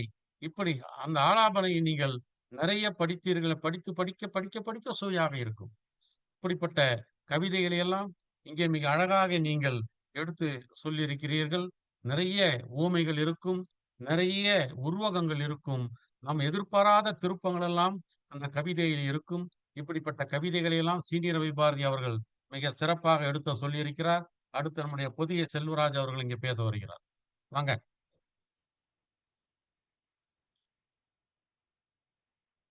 மிக்க நன்றி ஐயா. உங்களுடைய அந்த முன்னுரையும் பின்னரையும் கேட்ட பிறகுதான் ஒரு நிகழ்ச்சி நிறைவு பெறுகிறது, முழுமை பெறுகிறது. ஐயா அவர்கள் சொன்னதைப் போல இப்பொழுது அடுத்ததாக ஐயா புதிய செல்வராஜ் அவர்கள் ஆசிய ஜோதி என்ற படைப்பை பற்றி பேச இருக்கிறார். ஒரு பெரிய பெருமையை கவிமணி அவர்கள் நாமக்கல் கவிஞருக்கு விட்டு கொடுத்தது போல அந்த நாமக்கல் ராமலிங்கம் பிள்ளை இவரை பற்றி என்ன சொல்கிறார் என்று பார்க்கிற போது, தேசிய விநாயகத்தின் கவி பெருமை தினமும் கேட்பது என் செவி பெருமை என்று சொல்கிறார். எவ்வளவு ஒரு பெரிய பாராட்டு. ஆசிய ஜோதி எனும் புத்தர் போதம் அழகு தமிழில் சொன்னான் அது போதும் என்று அவராலே பாராட்டப்பட்டவர் கவிமணி. அது மாத்திரமல்ல, கவிதைகள் எல்லாம் படித்து பார்த்தீர்கள், மிகவும் அழகாக இருக்கும். புத்தர் வீட்டை விட்டு, மாளிகையை விட்டு வெளியேறி விட்டார், சென்று கொண்டிருக்கிறார். மயக்கம் வருகிறது, பசி, களைப்பு. ஒரு சிறுவன், ஆடு மேய்க்கிற சிறுவன் அவனிடம் பால் கேட்கிறார், ஆட்டுப்பால். அந்த பாத்திரத்தோடு கூட என்று கேட்கிறார். அவன் அப்படியெல்லாம் கொடுக்க முடியாது, நான் கீழ் ஜாதியை சேர்ந்தவன் என்று அவன் சொல்கிறான். அப்பொழுது ஐயா கவிமணி எழுதியிருக்கிற அந்த கவிதை வரிகள் எல்லாம் மிகவும் அருமையாக இருக்கும். புத்தர் சொல்வது போல அந்த வரிகள் எல்லாம் வரும். இடர் வரும் போதும் உள்ளம் இறங்கிடும் போதும் உடன் பிறந்தவர் போல் மாந்தர் உறவு கொள்வரப்பா. பிரச்சனைன்னு வந்ததுன்னா எல்லாரும் உறவு பண்ணுவாங்க சொல்றாரு. இடர் வரும் போதும் உள்ளம் இறங்கிடும் போதும் உடன் பிறந்தவர் போல் மாந்தர் உறவு கொள்வரப்பா. ஓடும் உதிரத்தில் வடிந்து ஒழுகும் கண்ணீரில் தேடி பார்த்தாலும் சாதி தெரிவதுண்டோப்பா. ரத்தத்துல தெரியுமா சாதி? கண்ணீர்ல தெரியுமா? எவர் உடம்பிலும் சிவப்பே ரத்த நிறமப்பா, எவர் விழி நீர்க்கும் ஒவ்வொருப்பே இயற்கை குணமப்பா. யார் கண்ணில் கண்ணீர் வந்தாலும் அது உவர்ப்பு சுவைத்தான் கொடுக்கும் என்பது போன்ற மிக அருமையான கவிதைகள் எல்லாம் கவிமணி எழுதியிருக்கிறார். அதை நாம் படித்து இன்புறுவோம். இப்பொழுது அதை பற்றி ஐயா புதிய செல்வராஜ் அவர்கள் பேச இருக்கிறார்கள். ஐயா அவர்கள் பிஎஸ்என்எல்லே முதன்மை கணக்கு அலுவலராக சென்னையிலே பணியாற்றி ஓய்வு பெற்றவர். நிறைய இதழ்களில் கவிதைகள், கட்டுரைகள் எல்லாம் எழுதியிருக்கிறார். நிறைய நூல்கள் எழுதியிருக்கிறார். விடையில்லா கேள்வி எல்லாம் நன்றாக என்று நான் ஒரு உதாரணத்துக்காக சில நூல்களின் பெயரை மட்டும் இங்கே குறிப்பிடுகிறேன். சிறுகதைகள், புதினங்கள், கவிதைகள் என்று பல நூல்களை எழுதியிருக்கிறார். பொன்னொழி கவிஞர் என்று அவர் பெற்ற விருதுகளில் எனக்கு பிடித்த ஒரு பட்டம் பொன் ஒளி கவிஞர். அருமையான ஒரு வித்தியாசமான ஒரு பெயர். ஐயா அவர்களை வணங்கி வரவேற்று போற்றி பாராட்டி இப்பொழுது நல்ல ஒரு உரையை தருமாறு அன்போடு கேட்டுக்கொள்கிறேன். வணக்கம். செந்தமிழே செம்மொழியே எந்தனையும் வாழ வைக்கும் உந்தனையே வணங்குகின்றேன். இந்த வெள்ளி இலக்கிய மேடையின் கருத்தரங்கத்திற்கு தலைமை தாங்கி சிறப்புற நடத்தி தெரிந்து கொண்டிருக்கின்ற ஐயா கேஜிஆர் அவர்களுக்கும், இந்த இலக்கிய மேடை நிகழ்ச்சிக்காக தமிழ்த்தாய் வாழ்த்து பாடுகின்ற அம்மா பாலரமணி அவர்களுக்கும், தமிழி பாலசாமி அம்மா அவர்களுக்கும், மற்றும் இந்த நிகழ்ச்சியை சிறப்புற வடிவமைத்து நெறியாழ்கை செய்து நடத்தி கொண்டிருக்கின்ற ஐயா நெல்லைதீவன் அவர்களுக்கும், மற்றும் இந்த அரங்கிலே இன்றைக்கு பங்கு பெற்று இருக்கின்ற அளப்பரிய சான்றோர்கள் அனைவருக்கும் என்னுடைய முதற்கண் நன்றியினை நான் தெரிவித்துக் கொள்ள கடமைப்பட்டிருக்கின்றேன். கவிமணி தேசிய விநாயகத்தை பற்றி பேசுவது என்றால், எப்படி கரும்பு கரும்பை தின்பதற்கு எவ்வளவு மனது இன்மையுடையதாக இருக்குமோ அத்தகையதொரு எண்ணம்தான், உணர்ச்சிதான் என் உள்ளத்திலே தோன்றியது. ஏனென்றால் கவிமணி தேசிய விநாயகத்தை பற்றி அப்படிப்பட்ட கருத்துக்களை எல்லாம் நாம் கேள்விப்பட்டிருக்கின்றோம். அவருடைய கருத்துக்கள், அவர் ஆசிய ஜோதியிலே குறிப்பிட்டிருக்கின்ற கருத்துக்கள் எல்லாம் இன்றைக்கு பரவலாக சமுதாயத்தில் பேசப்பட்டு கொண்டிருக்கின்றன. சினிமா பாடல் வரிகளில் அவருடைய கருத்துக்கள் எல்லாம் எடுத்தாளப்பட்டு இருக்கின்றன. உதாரணத்துக்கு சில பாடல்களை உங்களோடு நான் பகிர்ந்து கொள்ளலாம் என்று நினைக்கின்றேன். ஒன்று எங்கள் ஜாதியே, ஒன்று எங்கள் நீதியே, உலக மக்கள் யாவரும் ஒருவர் பெற்ற மக்களே. இது ஐயா கவிமணி தேசிய விநாயகத்தின் அந்த ஆசி ஜோதி கவிதையிலே வருகின்ற வரிகளை ஒட்டி எழுதப்பட்ட பாடலாகும். அந்த கவிதையிலே இன்னும் என்ன சொல்லுகின்றார்? வெள்ளை மனிதன் வேவையும் கருப்பு மனிதன் கண்ணீரும் உப்பு நீரின் வடிவிலே ஒன்று சேரும் கடலிலே என்று பார்த்தார். மனிதன் என்பவன் மனிதன்தான், அவனுள் ஏது வேற்றுமைகள் என்பதையெல்லாம் அந்த பாடலிலே கண்ணதாசன் அவர்கள் வரி வடிவமாக்கி அதை இசை வடிவமாக்கி நமக்கு தந்திருக்கின்றார்கள். நமது உள்ளத்தை எல்லாம் இன்றும் ஆண்டு கொண்டுதான் இருக்கின்றனர். வாலி அவர்கள் கூறுகின்ற பொழுது, புத்தன் ஏசை காந்தி பிறந்தது பூமியில் எதற்காக, தோழா ஏழை நமக்காக என்ற வரிகளை எம்ஜிஆர் படத்திற்காக எழுதி தெரிந்திருக்கின்றார். ஒரு சமதர்ம சமுதாயம், ஒரு பூமி எப்படி இருக்க வேண்டும், இப்படி பெயர் பெற்ற ஆட்கள பெரிய மனிதர்கள் எல்லாம் ஏன் பூமியில் பிறந்தார்கள்? இந்த பூமி சமதர்ம சமுதாயமாக இருக்க வேண்டும். எந்த ஒரு வேறுபாட்டையும் மனித சமுதாயத்தில் பாகுபாட்டையும் எடுத்துக்கொண்டு விடக்கூடாது. அது ஒரு ஒன்றுபட்ட சமுதாயமாக, ஒருமைப்பட்ட சமுதாயமாக இருக்க வேண்டும் என்பதைத்தான் அங்கே கூறுகின்றது. இன்னொரு படத்தில் இரத்தத்தில் என்னும் ஒரு படத்தில் சிவாஜி கணேசனுக்காக எழுதப்பட்ட ஒரு பாடல், புத்தன் வந்த திசையிலே போர். அப்பொழுது சீனாவினுடைய ஆக்கிரமிப்பு நடந்து கொண்ட நேரத்திலே இந்த பாடல் வெளிவந்தது. ஆக புத்தன் வந்த திசையிலே போர் என்று சொல்லுகின்ற பொழுது அங்கே எது தொக்கி நிற்கிறது என்றால், புத்தன் அன்பு வழியை போதித்தவன். அந்த அன்பு வழி போதித்தவன் வழியிலே ஒரு யுத்தம் வருகிறது என்றால் அது எத்தனை இகழ்ச்சிக்குரியது என்பதையெல்லாம் நாம் எண்ணி பார்க்க வேண்டும். புத்தன் வந்த திசையிலே போர், புனித காந்தி மண்ணிலே போர், சத்தியத்தின் நிழலிலே போர், தர்ம தாயின் மடியிலே போர் என்று அந்த போர்க்கால நிகழ்ச்சிகளை, அந்த இகழ்வுகளை, இகழ்ச்சியான அந்த செயலினை பற்றி அந்த பாடல் வரிகள் எடுத்து கூறுகின்றன. இன்னும் சொல்வார்கள், இலங்கையிலே போர் நடந்த பொழுது நம்முடைய தமிழகத்திலே அதையெல்லாம் எப்படி சொன்னார்கள் என்றால், புத்தம் சரணம் கச்சாமி யுத்தம் சரணம் கச்சாமி என்பது இலங்கையிலே புத்த பூமி என்று யுத்த பூமி ஆகிவிட்டது, அதுவும் ஒரு இரத்த பூமியாக ஓடிக்கொண்டு இருக்கின்றது என்று கூறி அந்த இழிவான நிகழ்ச்சியை பற்றி நம்முடைய கவிஞர்களும் நம்முடைய சமுதாயத்திலும் இலங்கையின் தமிழர்களுக்காக அன்றைக்கு குரல் கொடுத்த நிகழ்வை எல்லாம் எண்ணி பார்க்கின்ற பொழுது அந்த புத்தன் எத்தனை பேருடைய மனங்களில் ஆழ பதிந்திருக்கிறான் என்பதைத்தான் எண்ண தோன்றுகின்றது. புத்தன் இன்று இருந்திருந்தால் புத்தனுக்கும் சாதி பூசி இருப்பார்கள், புத்தனுக்கும் சமயத்தை பூசி அவரை ஒரு ஓரமாக ஒதுக்கி தள்ளி வைத்திருப்பார்கள் என்பதைத்தான் சொல்ல தோன்றுகின்றது. அத்தகைய புத்தனன் எப்பொழுது 2000 ஆண்டுகளுக்கு முன்பு இந்த பூமியில் அவதரித்து 2000 ஆண்டுகளுக்கு முன்னால் அவதரித்த அந்த புத்தன் இந்த நாட்டின் சமதர்மத்தை நிலைநாட்ட வேண்டும், மேல் ஜாதி கீழ் ஜாதி என்ற இழிவு நிலையை போக்க வேண்டும், பிறப்பவர் இறப்பார் இறப்பவர் பிறப்பார் என்னும் தத்துவத்தை அவன் எடுத்து கூறினான். ஆசைதான் ஒரு மனிதனுடைய அழிவிற்கு காரணம். ஆகையினால் ஆசையை அருமின், அன்பினை பெருமின் என்கின்ற கருத்துக்களை எல்லாம் அவன் அன்றைக்கு போதித்திருக்கின்றான். அப்படி போதித்த புத்தரை பற்றி ஆசிய ஜோதி என்னும் ஒரு படைப்பில் ஐயா கவிமணி தேசிய விநாயகம் அவர்கள் படைத்திருக்கிறார் என்றால், ஆசிய ஜோதி என்று எண்ணுகின்ற பொழுது அந்த புத்தனையும் குறிக்கும். நமக்கு நவீன வழிகாட்டியாக நவீன இந்தியாவை உருவாக்கிய ஆசிய ஜோதி ஜவஹர்லால் நேருவையும் குறிக்கும். ஆக ஆசிய ஜோதி என்பது ஆசியாவிற்கே ஒரு ஒளிமயமான காலத்தை கொடுத்திருக்கின்றது என்றால் அது புத்தனில் இருந்து தொடங்கி இன்றைக்கும் இருக்கின்றது. அதனையெல்லாம் நாம் வாழ்த்தி வணங்கி கொண்டிருக்கின்றோம். அப்படிப்பட்ட நிலையிலே இந்த ஆசிய ஜோதி நூல் எப்படி உருவானது என்பதை எண்ணுகின்ற பொழுது Edward Arnold light of Asia என்னும் நூலை ஆங்கிலத்தில் எழுதியதில் இருந்து ஐயா கவிமணி அவர்கள் இந்த நூலை நமக்கு ஆக்கி தந்திருக்கின்றார்கள்.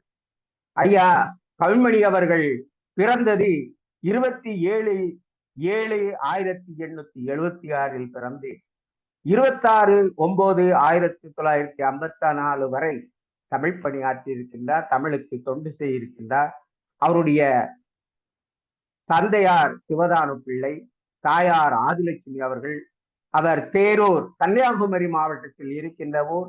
அன்றைக்கு அந்த கன்னியாகுமரி மாவட்டம் மலையாளம் கேரளாவுடன் இணைந்திருந்தனால் அவர் மலையாளத்திலே படித்திருக்கின்றார். அதன் பிறகு தமிழ் பற்றுக்காரமாக தமிழுக்கு அவர் வந்திருக்கின்றார். ஐயா கவிமணியை பற்றி அரசவை கவிஞர் அந்த பதவியை கொடுத்தவர் தேசிய விநாயகம் என்றால், அந்த அரசவை கவிஞர் ராமலிங்கம் ஐயா அவர்கள் தேசிய விநாயகர் பற்றி இப்படி சொல்லுகின்றார். தேசிய விநாயகத்தின் கருப்பெருமை தினமும் கேட்பது என் செவிப்பெருமை, ஆசிய ஜோதி என்னும் புத்தர் போதம் அழகு தமிழில் சொன்னார் அது போதும் என்று அவருடைய கவிதைக்கு அவர் சாட்சி வாழ்த்து வழங்கியிருக்கின்றார். அதுபோல பேராசிரியர் வையாபுரி அவர்கள் கூறுகின்ற பொழுது தமது தமிழின் மறுமலர்ச்சி என்ற நூலில் இந்த ஆசிய ஜோதி பற்றி கூறுகின்ற பொழுது பின்பு எப்படி கூறுகிறார் என்றால், ஆழ்ந்த உணர்ச்சியும் தமிழின் குலைவும் கவிதையின் அருமைப்பாடும் படிப்போர்ந்து உள்ளத்தை கனிவிப்பன. அது மட்டுமல்ல, பழைய காலத்தின் இயற்கை தமிழின் இனிமை காண வேண்டுமாயின் இந்நூலை கற்க வேண்டும் என்று இந்த நிகழ்வுக்கு ஐயா அவர்கள் ஒரு உயர்வை கொடுத்து இந்த நூலை அனைவரும் படிக்க வேண்டும் என்று அனைவரையும் தூண்டுகிறார் என்று சொன்னால் அது அது மிகவும் சிறப்பான ஒன்றாகத்தான் இருக்கின்றது. வழியப்பா அவர்கள் கூறுகின்ற பொழுது, தேனொழுக கவிபாடும் தேசிய விநாயகமே நான் உந்தன் கவிபாடி நாரோடு மகிழ்வேனே என்று அவரை புகழ்ந்து பாடியிருக்கின்றார். கவிமணி ஐயா அவர்கள் எழுதிய நூல்களை பற்றி ஐயா கேஜிஆர் அவர்கள் நம்மோடு பகிர்ந்து கொண்டார்கள். இருந்தாலும் கவிமணியை பற்றி பேசுகின்ற பொழுது அவர் எழுதிய நூல்களை சொல்லாமல் விடுவது நன்றாக இருக்காது என்ற காரணத்தினால் அவர் எழுதிய நூல்கள் மலரும் மாலையும், நாஞ்சில் நாட்டு மர்மக்கள் வழி மான்மியம், குழந்தை செல்வம், உமர் கையாம் பாடல்கள், கதர் பிறந்த கதை, தேவியின் கீர்த்தனங்கள், கவிமணியின் உரைமணிகள், அழகம்மை ஆசிரிய விருத்தம் என்னும் பல நூல்களை ஐயா அவர்கள் படைத்திருக்கின்றார்கள்.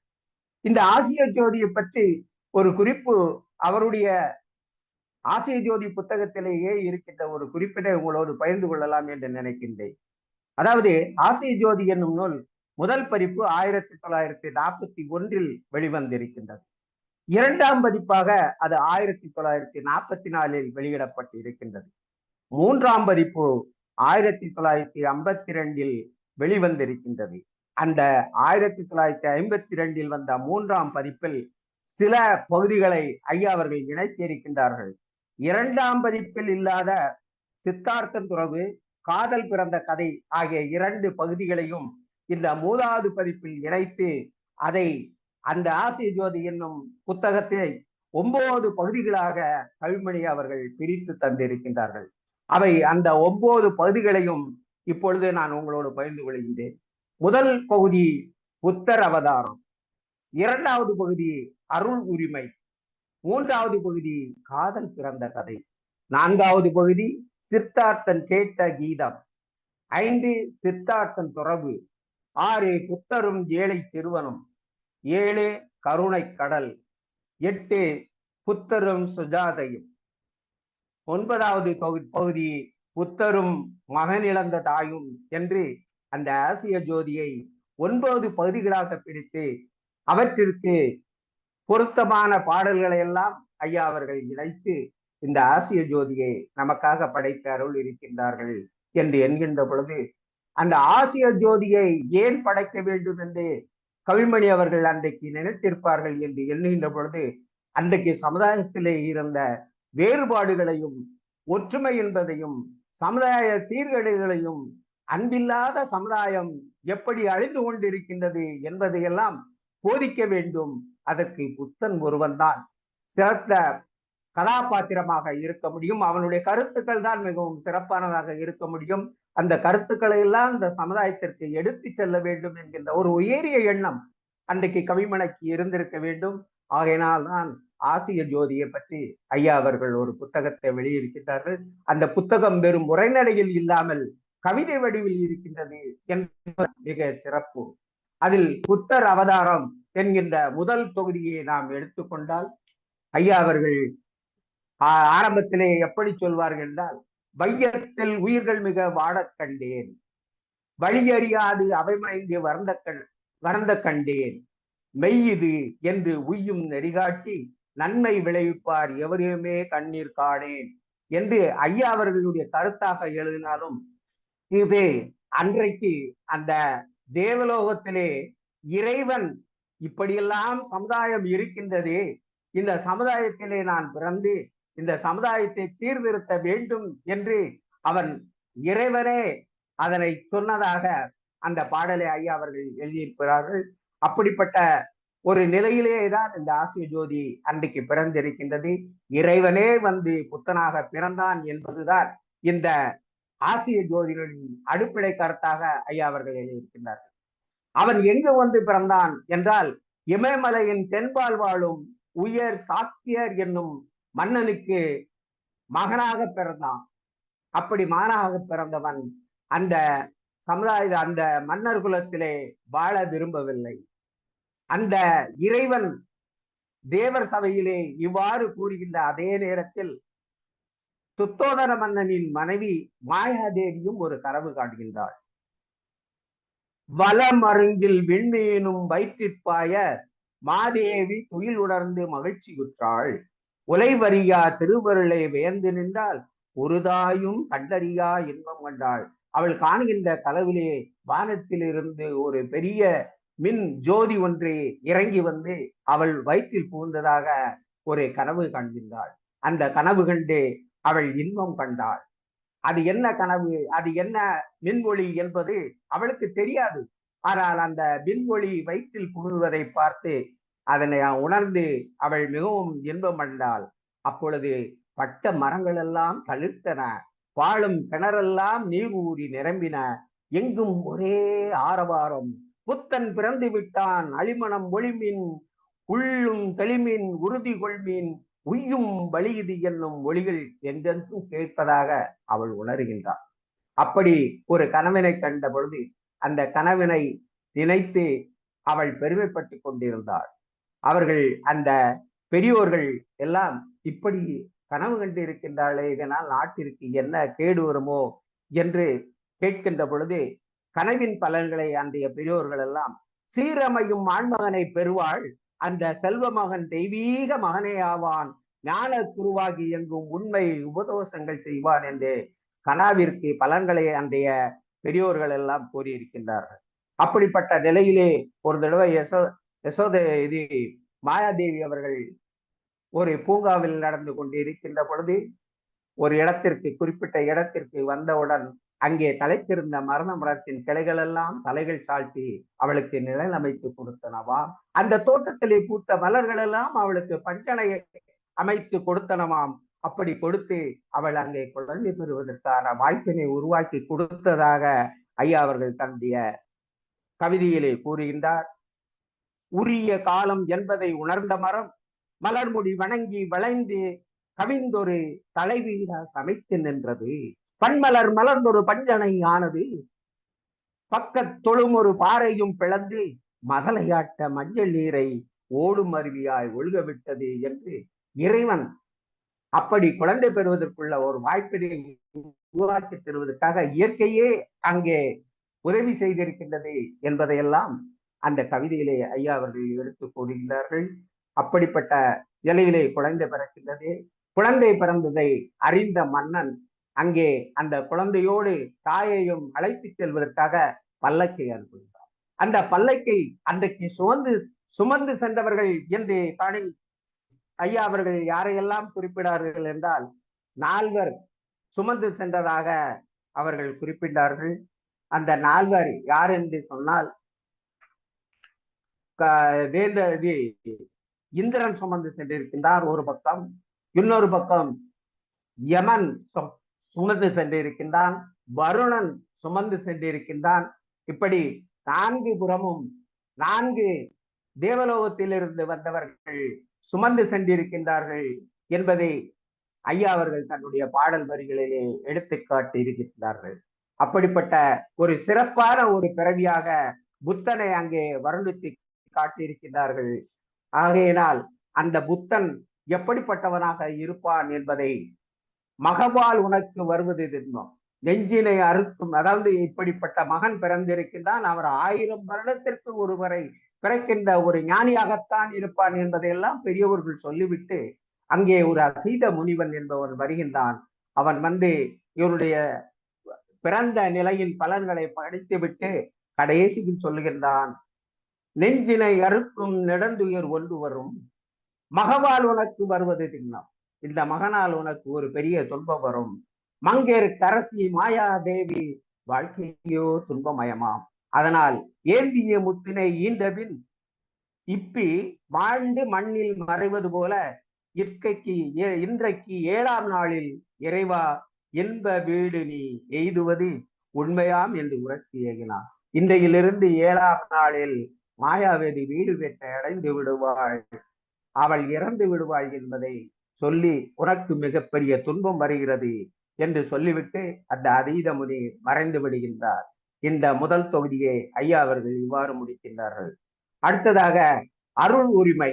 தேவதத்தன் அதாவது புத்தர் அவர்கள் சித்தார்த்தன் என்று பெயர். அந்த சித்தார்த்தன் அவர்கள் வளர்ந்து வருகின்ற காலகட்டத்திலே ஒரு நாள் மாளிகையில் இருக்கின்ற நந்தவனத்திலே அவன் அமர்ந்து கொண்டிருக்கின்றான்.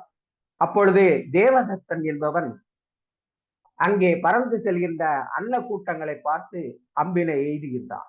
அப்படி எய்கின்ற அன்பு முதலில், அதாவது தலைமையாக பறந்து செல்கின்ற அன்னப்பறவையின் சிறையிலே பட்டு அந்த அன்னப்பறவை சித்தார்த்தன் காலடியிலே வந்து விழுகின்றது. அந்த பறவையை எடுத்து சித்தார்த்தன் தடை பார்க்கின்றான். அதன் சிறகெல்லாம் இரத்தமாக இருக்கின்றது, அம்பு பாய்ந்திருக்கின்றது. அந்த அம்பினை தன்னுடைய மலர் போன்ற வாழை குருத்து என்று அதனை வரைக்கின்றான். அவன் கையை வர்ணிக்கின்ற பொழுது வாழை குருத்தாக இருக்கின்ற கைகளினால் எடுத்து அதனை தடவி கொடுத்து அதன் சிறைகளை பாய்ந்திருக்கின்ற அம்பினை எடுத்து விட்டு அத இரத்தத்தை எல்லாம் துடைத்து அதற்கு பலவிதமான மருத்துவ முறைகளை எல்லாம் செய்து அந்த பறவையை வைத்திருக்கின்றான். அப்பொழுது தேவதத்தனுடைய காவலாளி வந்து, இது எங்களுடைய இளவரசன் மீத அம்பினால் கீழே விழுந்தது, ஆகையினால் இந்த பறவை எங்களுக்கு சொந்தமானது என்று கேட்கின்றார். புத்தர் சொல்கின்றார், யார் உயிரை காக்கின்றானோ அவனுக்குத்தான் அந்த உயிர் சொன்னமே தவிர அழிக்க நினைக்கின்றவனுக்கு இதற்கு அதில் பங்கு இல்லை, அதற்கு உரிமை இல்லை என்று கூறுகின்றார். இதை கேட்டுவிட்டு தேவதத்தன் வருகின்றான். வந்து இருவருக்கும் வாக்குவாதங்கள் நடக்கின்றன. எது அந்த பறவை வீழ்ந்தாலும் இறந்தாலும் நான் அம்பினை எய்த தாரடித்தினால் எனக்குத்தான் சொந்தமாக வேண்டும் என்று கூறி சொல்கின்ற அதே நேரத்தில் அங்கே இருவரும் சேர்ந்து, சரி நீ சொல்வது சரியா நான் சொல்வதா என்பதை ஒரு நீதிமன்றத்திற்கு, அதாவது ஏற்கை நீதிகள் எல்லாம் நீதிமான்களாக இருக்கின்ற பெரியோர்களிடம் எடுத்து சென்று கூறுவோம் என்று கூறுகின்ற பொழுது அங்கே இருவருக்கும் அங்கே நீதிமன்றத்தில் நடைவது போல வாக்குவாதங்கள் நடைபெறுகின்றன.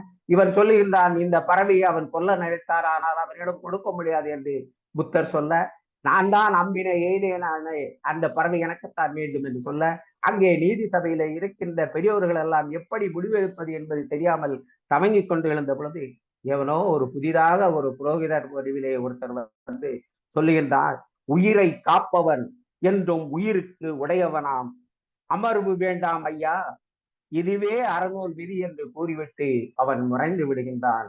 ஆக அந்த ஐயா அவர்கள் சொன்னது அந்த அப்படி வந்த புரோகிதன் யார் என்று எண்ணுகின்ற பொழுது அது மேலிருந்து வானத்திலே இருந்து வானவர்களிலே இருந்து வந்த ஒருவன் தான் அவ்வாறு சொல்லி இருக்க வேண்டும் என்று கூறி அவனுடைய சொல்லையே வேதமாக எடுத்து அந்த வழக்கு முடித்து வைக்கப்படுகின்றது என்பதை இரண்டாவது பகுதியிலே சொல்லுகின்றார்.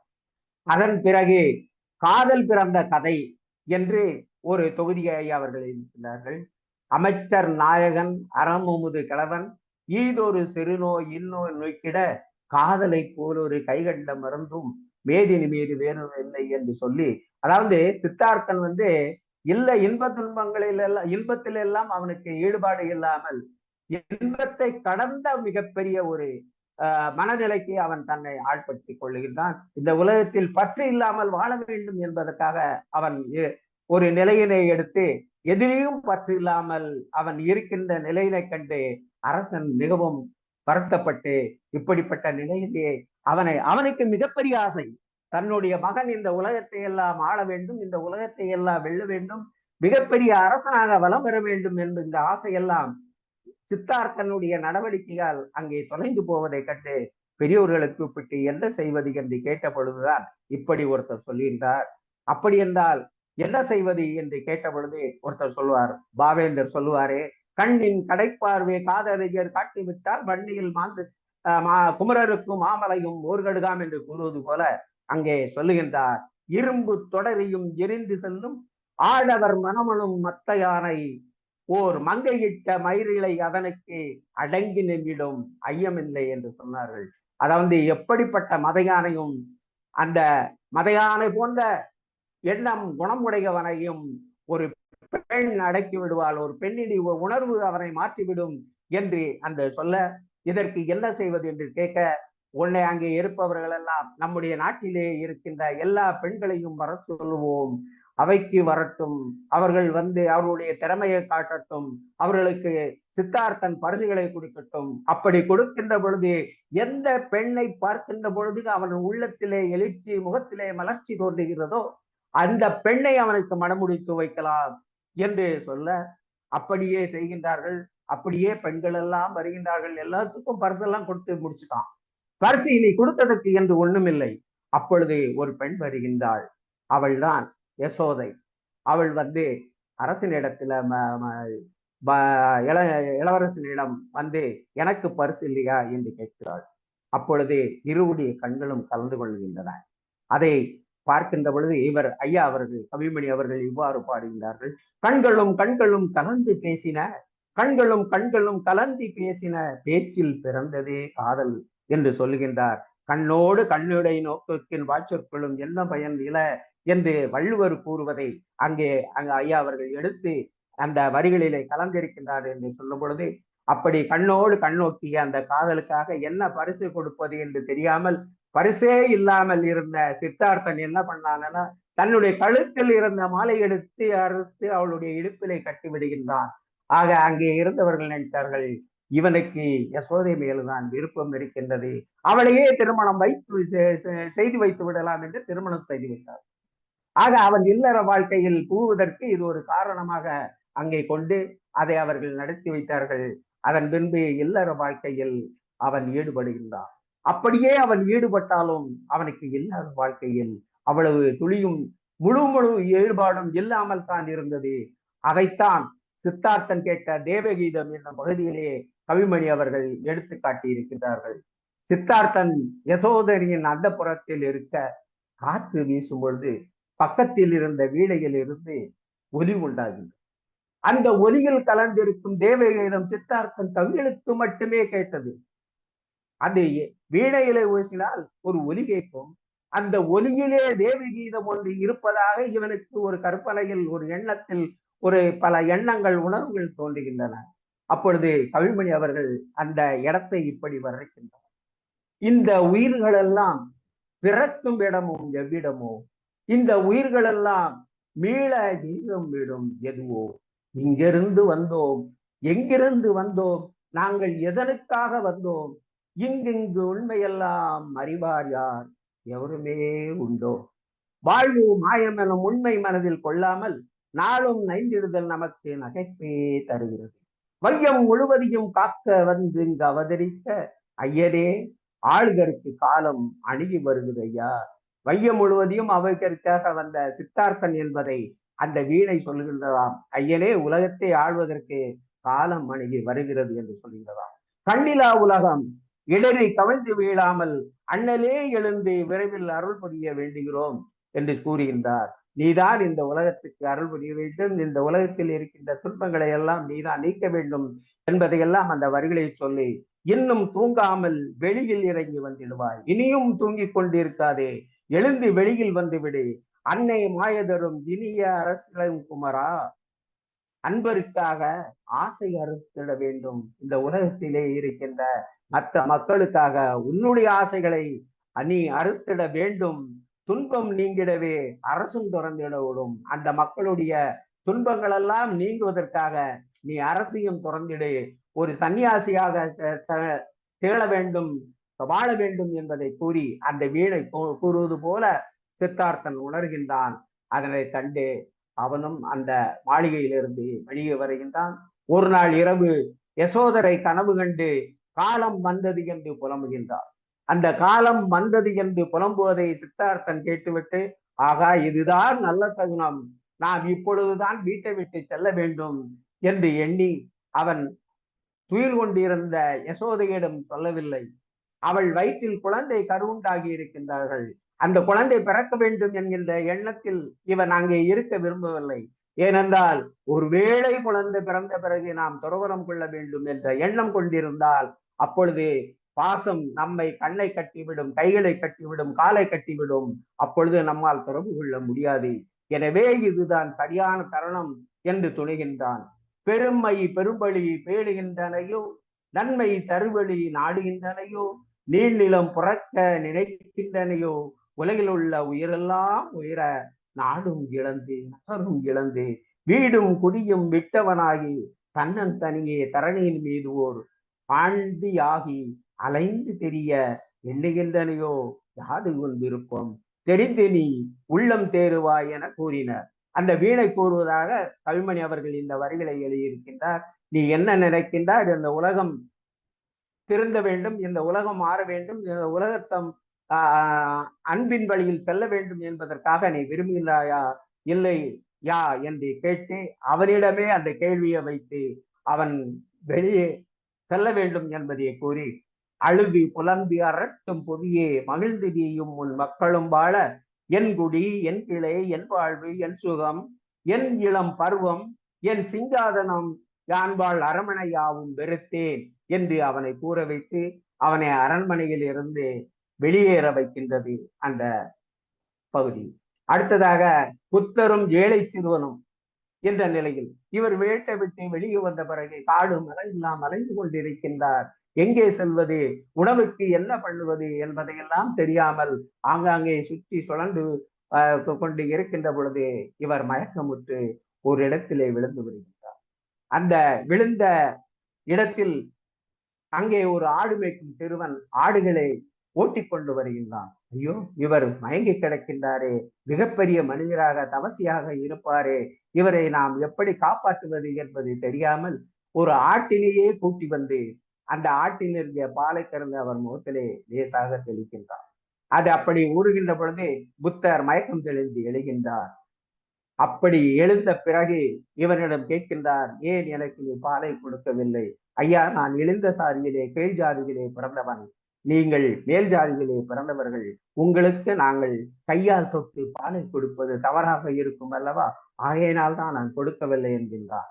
உடனே புத்தர் சொல்லுகின்றார், ஓடும் முதிரத்தில் வடிந்து ஒழுகும் கண்ணீரில் தேடி பார்த்தாலும் ஜாதி தெரிவதுண்டோ அப்பா, எவர் உடம்பினிலும் சிறப்பே ரத்தம் அப்பா, எவர் விழி நீருக்கும் உகற்பே இயற்கை குணம் அப்பா, நெற்றியில் நீரும் மார்பில் நீண்ட போனூரும் பெற்று இவ்வுலகுதலில் எவரும் பிறந்ததுண்டோ அப்பா, நன்மை செய்தவரே உலகம் நாடும் மேற்குலத்தார், திண்மை செய்பவரே அண்டி தீண்ட ஒண்ணாதவர் என்று கூறுகின்றார். நன்மை செய்வதுதான்ப்பா இந்த உலகத்திலே மேற்குலத்தவர், தீமை செய்வதெல்லாம் தீண்டத்தகாதவர் என்பதை கூறுகின்றார். பிறப்பினால் எவர்க்கும் உலகில் பெருமை வராதப்பா, சிறப்பு வேண்டினில் நல்ல செய்ய வேண்டுமப்பா என்று கூறி அவன் அதற்கு பிறகு ஒரு களத்திலே ஆட்டுப்பாலை கலந்து கொண்டு வந்து புத்தருக்கு கொடுக்க, புத்தர் அதனை வாங்கி குடித்து விட்டு அவர் தெளிவு பெற்று தன்னுடைய பயணத்தை மேலும் தொடர்கின்றார். அப்படிப்பட்ட நிலையிலே இன்னொரு இடத்திலே கருணை கடல் என்ற பொதுவிலே அவர்கள் கொடுக்கின்றார்கள். அங்கே ஐயா அவர்கள் புத்தர் நடந்து கொண்டிருக்கின்றார். நடந்து கொண்டு இருக்கின்ற பொழுது அங்கே ஒரு பெரிய ஆட்டு மந்தை வருகின்றது. இந்த ஆட்டு மந்தையை ஓட்டிக்கொண்டு வருகின்றார்கள். அந்த ஆட்டு மந்தையின் நடுவிலே ஒரு குறும்பாடு கால் ஒடிந்து நடக்க முடியாமல் அந்த கூட்டத்தோடு சென்று கொண்டிருக்கின்றது. அந்த கால் முறிந்த ஆட்டை பார்த்தவுடன் புத்தருக்கு அன்பு பிறக்கின்றது, பரிவு பிறக்கின்றது. அந்த ஆட்டை தூக்கி தனது தோளிலே போட்டுக்கொண்டு அந்த ஆட்டு கூட்டத்தோடு நடக்கின்றார். அப்பொழுது ஆட்டுக்காரன் கேட்கிறான், நீங்கள் இந்த ஆட்டை என்ன செய்ய போகிறீர்கள் என்று கூறினார். அல்லல் உற வேண்டாம், இனி துயராரி வருவாயம்மா, செல்லும் இடத்தில் உந்தன் மதலையே சேர்த்து விடுவேனம்மா. நீ எங்க போய் சேர்றீங்களோ அந்த இடத்து வரைக்கும் நான் தூக்கிட்டே வந்து விட்டுருந்தேன், அதனால நீங்க ஒன்றும் கவலைப்பட வேண்டாம் அப்படின்னு சொல்லிட்டு, மீளா கொயிர்கடலில் உயிரெல்லாம் வீழ்ந்து மூழ்கையிலே பாழாம் குகை தேடி செய்தயவும் ஆகும் அப்பா. அது வந்து உயிர்கள் எல்லாம் செத்துக்கிட்டு இருக்கிறப்போ நான் பெரிய துறவியா இருந்து ஒரு குகையில போய் தவம் இருந்து அதனால் ஆகின்ற பலன்கள் என்ன உண்டு, யாருக்கு தேவையோ என்ன தகுதியில் அவர்களுக்கு எப்படியெல்லாம் உதவ வேண்டுமோ அப்படி செய்தால்தான் அதனுடைய பலன்கள் கிடைக்கும் என்பதை கூறி நடந்து செல்கின்றார். ஆட்டு மந்தையோட ஆட்டுக்காரர்களும் கூட்டிக் கொண்டே போகின்றார்கள். வீதியிலே நடந்து மாலை ஆகி விடுகிறது. மாலை ஆடி அந்த ராஜகிருக நகரம் என்னும் நகரத்தை பிம்பிசாரருடைய மன்னனுடைய நகரத்துக்கு அடைகிறார்கள். அங்க மிகப்பெரிய வேள்வி நடந்து கொண்டிருக்கின்ற அந்த வேள்வியிலே படியிடுவதற்காக ஆடுகளை எல்லாம் இங்கிருந்து கொண்டு போகின்றார்கள். அப்படி படுகின்ற நேரத்திலே வாழும் உயிரினை வாங்கி விடாமல் இந்த மண்ணில் எவருக்கும், வாழும் உயிரினை வாங்கி விடல் இந்த மண்ணில் எவருக்கும் எளிதாகும்.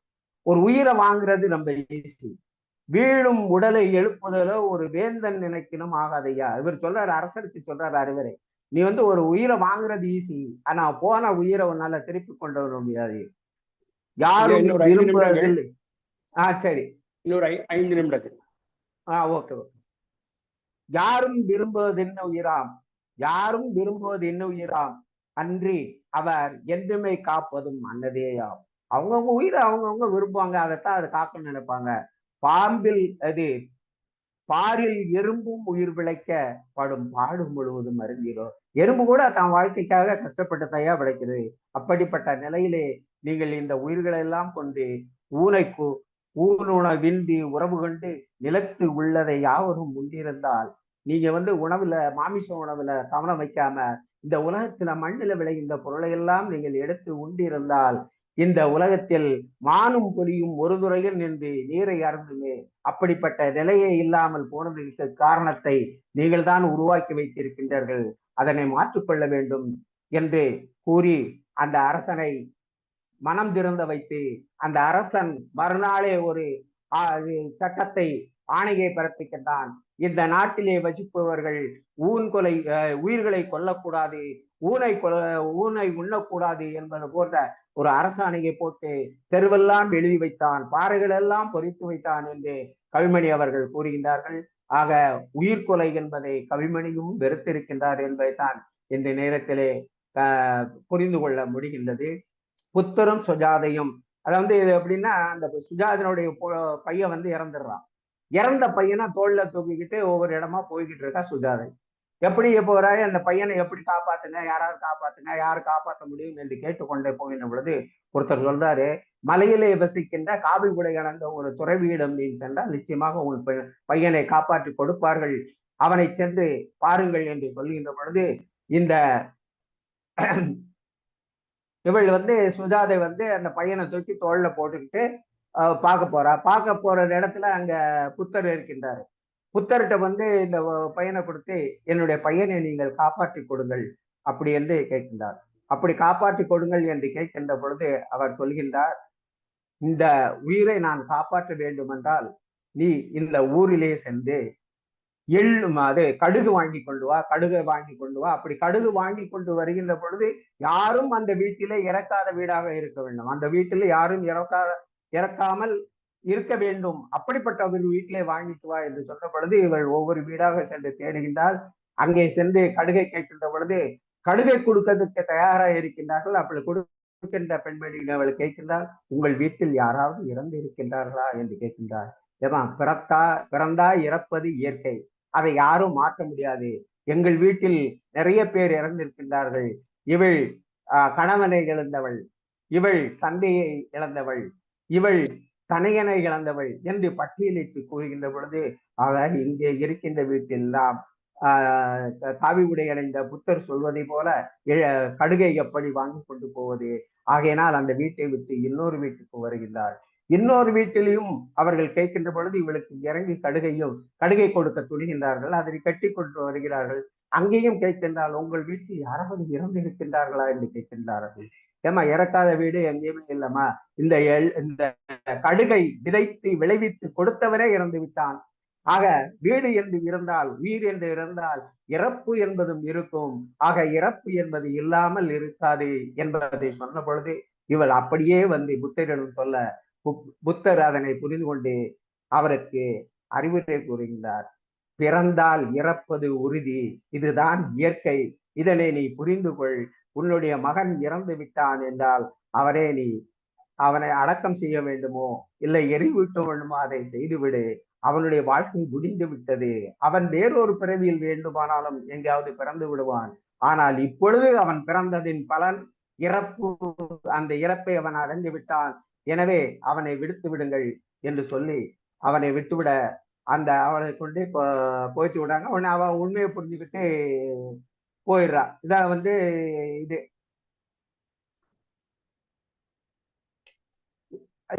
இதுதான் அதனுடைய கருத்து. அதனால பிறப்புன்னு ஒண்ணு இருந்ததுன்னா இறப்புன்னு ஒண்ணு இருக்கும், ஆசைன்னு ஒண்ணு இருந்தா அழிவுன்னு ஒண்ணு இருக்கும். ஆகையினால ஆசையை நீங்க படிக்காதீங்க. மனிதர்கள்லாம் ஒரே சமமாக இருக்க வேண்டும். மகிழ்ந்த ஏற்றத்தாழ்வு கூடாது. உயர்ந்தவன் என்றும் தாழ்ந்தவன் என்றும் இந்த உலகத்தில் எவருமே இல்லை. எல்லோரு உடம்பிலும் ஓடுவது ஒரே ரத்தம் தான், சிவப்பு கலர் ரத்தம் தான். அதே போல அவர்கள் கண்ணீரில் பெறுவது உப்புதான். எல்லோருக்கும் உப்புதான் இருக்கும். எனவே மனிதர்கள் நாம் வேற்றுமை பார்த்து மனிதன் ஒருவரை ஒருவர் தாழ்த்தியோ உயர்த்தியோ பேசிக்கொண்டு இருப்பதில் அர்த்தமற்றதாக இருக்கின்றது என்று புத்தர் அவர்கள் அந்த பெண்மணிக்கு அறிவினை கூறுகின்றார்கள். அப்படி அறிவுரை கூறிவிட்டு அவர் செல்கின்றார். இத்துடன் இந்த ஆசிய ஜோதி என்னும் அந்த கவிதை நூல் முடிவடைகின்றது. நான் காலம் கருதி சில கருத்துக்களை நிறைய விரிவாக சொல்லாமல் அங்கங்கே சுருக்கித்தான் நான் சொல்லியிருக்கின்றேன். ஒவ்வொரு வார்த்தைகளையும் அவருடைய கவிமணியினுடைய வரிகளிலிருந்து நாம் எடுத்து கூறுவதென்றால் நிச்சயமாக இந்த நேரம் போதுமானதாக இருக்காது என்பதனால் ஒரு அங்கெங்கே இங்கெங்கே அப்படி தொட்டு சில இடங்களை நான் கூறியிருக்கின்றேன். முழுதும் தெரிந்து கொள்ள வேண்டும் என்பவர்கள் அந்த ஆசி ஜோதி புத்தகத்தை வாங்கி படித்து பாருங்கள். உண்மையிலே மிக எளிதான கவிதைகள், அழகான கவிதைகள், மரபு கவிதைகள், படிப்பதற்கு எளிதாகவும் அருமையாகவும் இருக்கின்றன என்பதை கூறி இத்தகையதொரு வாய்ப்பை வழங்கிய வெள்ளி இலக்கிய மேடைக்கு நன்றி சொல்லி விடைபெறுகிறேன். நன்றி, வணக்கம்.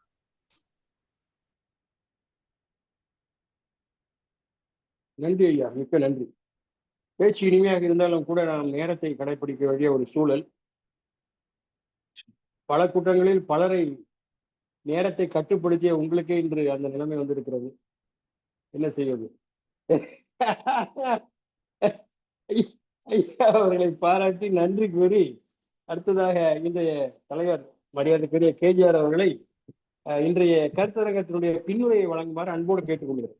ஓகே, மகிழ்ச்சி. நான் ஏற்கனவே குறிப்பிட்ட மாதிரி அதாவது காலத்தை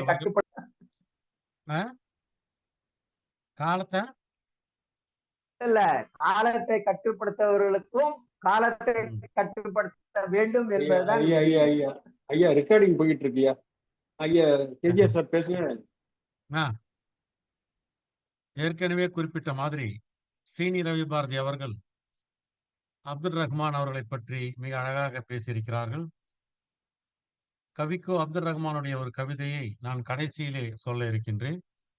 நம்முடைய பொதிகை செல்வராஜன் அவர்கள் ஆசிய ஜோதியை பற்றி சிறந்த முன்னுரை கொடுத்திருக்கிறார். லைட் ஆஃப் ஏசியா என்கின்ற ஆங்கில நூலுடைய மொழிபெயர்ப்பாக இது வந்திருக்கிறது என்ற செய்தியை சொல்லியிருக்கிறார். கவிமணியை பற்றிய கருத்துக்களை எல்லாம் சொல்லியிருக்கின்றார். கவிமணி புத்தனையும் யசோதரையும் இருவரையும் அறிமுகப்படுத்துகின்ற அழகே அழகு. ரெண்டு பேரும் சிலப்பதிகாரத்தில் எப்படி கண்ணகியும் கோவலனையும் அறிமுகப்படுத்துகிறார்களோ அது மாதிரி அறிமுகப்படுத்துறாரு பாருங்க. புத்தரை பத்தி சொல்றார். சாந்தமும் அமைதியும் தண்ணிய அருளும் தவமும் காட்சியாகும். இதுதான் புத்தர். சாந்தம், அமைதி, தண்ணிய அருள், தண்ணியன குளிர்ந்த அருள், தவமும் காட்சியாகும் என்று புத்தரை சொன்ன கவிமணி அவர்கள் யசோதரையை தான் திருமணம் செய்து கொள்கிறார். அந்த யசோதரையை சொல்லுகின்ற பொழுது மிக அழகாக சொல்லுவார். திங்கள் விசாலினி என்று ஒரு குறிப்பிடுவார். அங்கையர் கண்ணி, அழகின் செல்வி, திங்களை பழிக்கும் திருமுக விலாசினி, திங்களை பழிக்கும் திருமுக விலாசினி, பங்கையத்து மீதெழும் பாக்கியலட்சுமி. எப்படி சொல்லிருக்காங்க? பங்கையத்து மீதெழும் பாக்கியலட்சுமி, போதிலார் திருவினால் புகழுடை வடிவென்றும் தீதிலா வடமீனின் திறமிவள் திறமென்றும் காதலார் தொழுதேத்தும் வயங்கிய பெருங்குணத்து மாதரார் தொழுதேத்தும் வயங்கிய பெருங்குணத்து காதலால் என்று கண்ணகியை சொன்ன பொழுது போதிலார் திருவிழார் என்று சொன்னார் அல்லவா? அது மாதிரி பங்கையத்திலே எழக்கூடிய பாக்கியலட்சுமி என்று அழகாக அந்த வர்ணனை சொல்லியிருப்பார். நம்முடைய நண்பர் புதிய செல்வாரதி ஒரு அழகான ஓமை சொன்னார். ஒரு மறக்க முடியாத ஒரு ஓமை. அங்குசத்துக்கு அஞ்சாத மத்த யானை, அங்குசத்துக்கு கவலையே படாத ஒரு யானை இருக்கு பாருங்க. அது மாதிரி இந்த ஆடவன், அவன் ஒரு பெண்ணினுடைய மயிர் இழைக்கு கட்டுப்பட்டு விடுவான், அவளுடைய ஒரு முடி இழைக்கு அவன் கட்டுப்பட்டு விடுவான் என்று காதலை இவ்வளவு அழகாக சொன்னவர்கள் யாருமே இல்லை என்கிற மாதிரி கவிமணி அவர்கள் மிக அழகாக சொல்லியிருப்பார். அதே மாதிரி புத்தரை ஈண்டெடுக்கின்ற பொழுது அவர் சொல்லுவார், முத்தை கொடுத்து விட்டு சிப்பி இறந்து போய்விட்டது. புத்தரை ஈண்டெடுத்து விட்டு அவருடைய தாய் இறந்து போனதை பற்றி முத்தை ஈன்று விட்டு சிப்பி இறந்து போய்விட்டது என்று அவர் ஒரு குறிப்பிடுவார். இந்த உவமை என்பது ஔவையிடமிருந்து வாங்கிய ஒரு உவமை. ஔவையார் தான் சொல்லுவாங்க, நண்டு சிப்பி வேய் கதலி நாசம் காலத்தில் ரெண்டுமே, நண்டு சிப்பி, இந்த இவர் இங்க சொன்னது சிப்பி, வேய் மூங்கில், கதலி வாழை, நாசமுறு காலத்தில் கொண்ட கருத்தரிக்கும் கொள்கை போல். இந்த நாலுமே கருத்தரிச்சா இறந்துரும். கண்ணதாசன் இதை வச்சு ஒரு பாட்டு எழுதியிருப்பார். அதை அந்த சிப்பியை எடுத்துக்கொண்டு முத்தை ஈண்டெடுத்த சிப்பி இறந்து போன மாதிரி புத்தருடைய தாய் இறந்து போனாள் என்று ஒரு அழகாக குறிப்பிட்டிருப்பார். இன்னொரு இடத்த அவர் சொன்னார், இந்த ரத்தத்தை பற்றிலாம் சொன்ன, எல்லா ரத்தம் ஒண்ணுதான், யாரு மேல கீறினாலும் ரத்தம் ஒண்ணுதான், ஆக மொத்தம் எல்லோரும் 10 மாதம் தான் என்று பட்டுக்கோட்டை கூட சொல்லியிருப்பான். அதை சொல்லுகிற போது சொல்றார், என்ன சொல்றார்? நன்மை செய்பவரே உலகம் நாடும் மேற்குலத்தார். யார் மேற்குலம் என்று சொன்னால் நன்மை செய்பவர்கள். திண்மை செய்பவரே அண்டி தீண்ட ஒண்ணாதார். திண்மைனா கெடுதல்.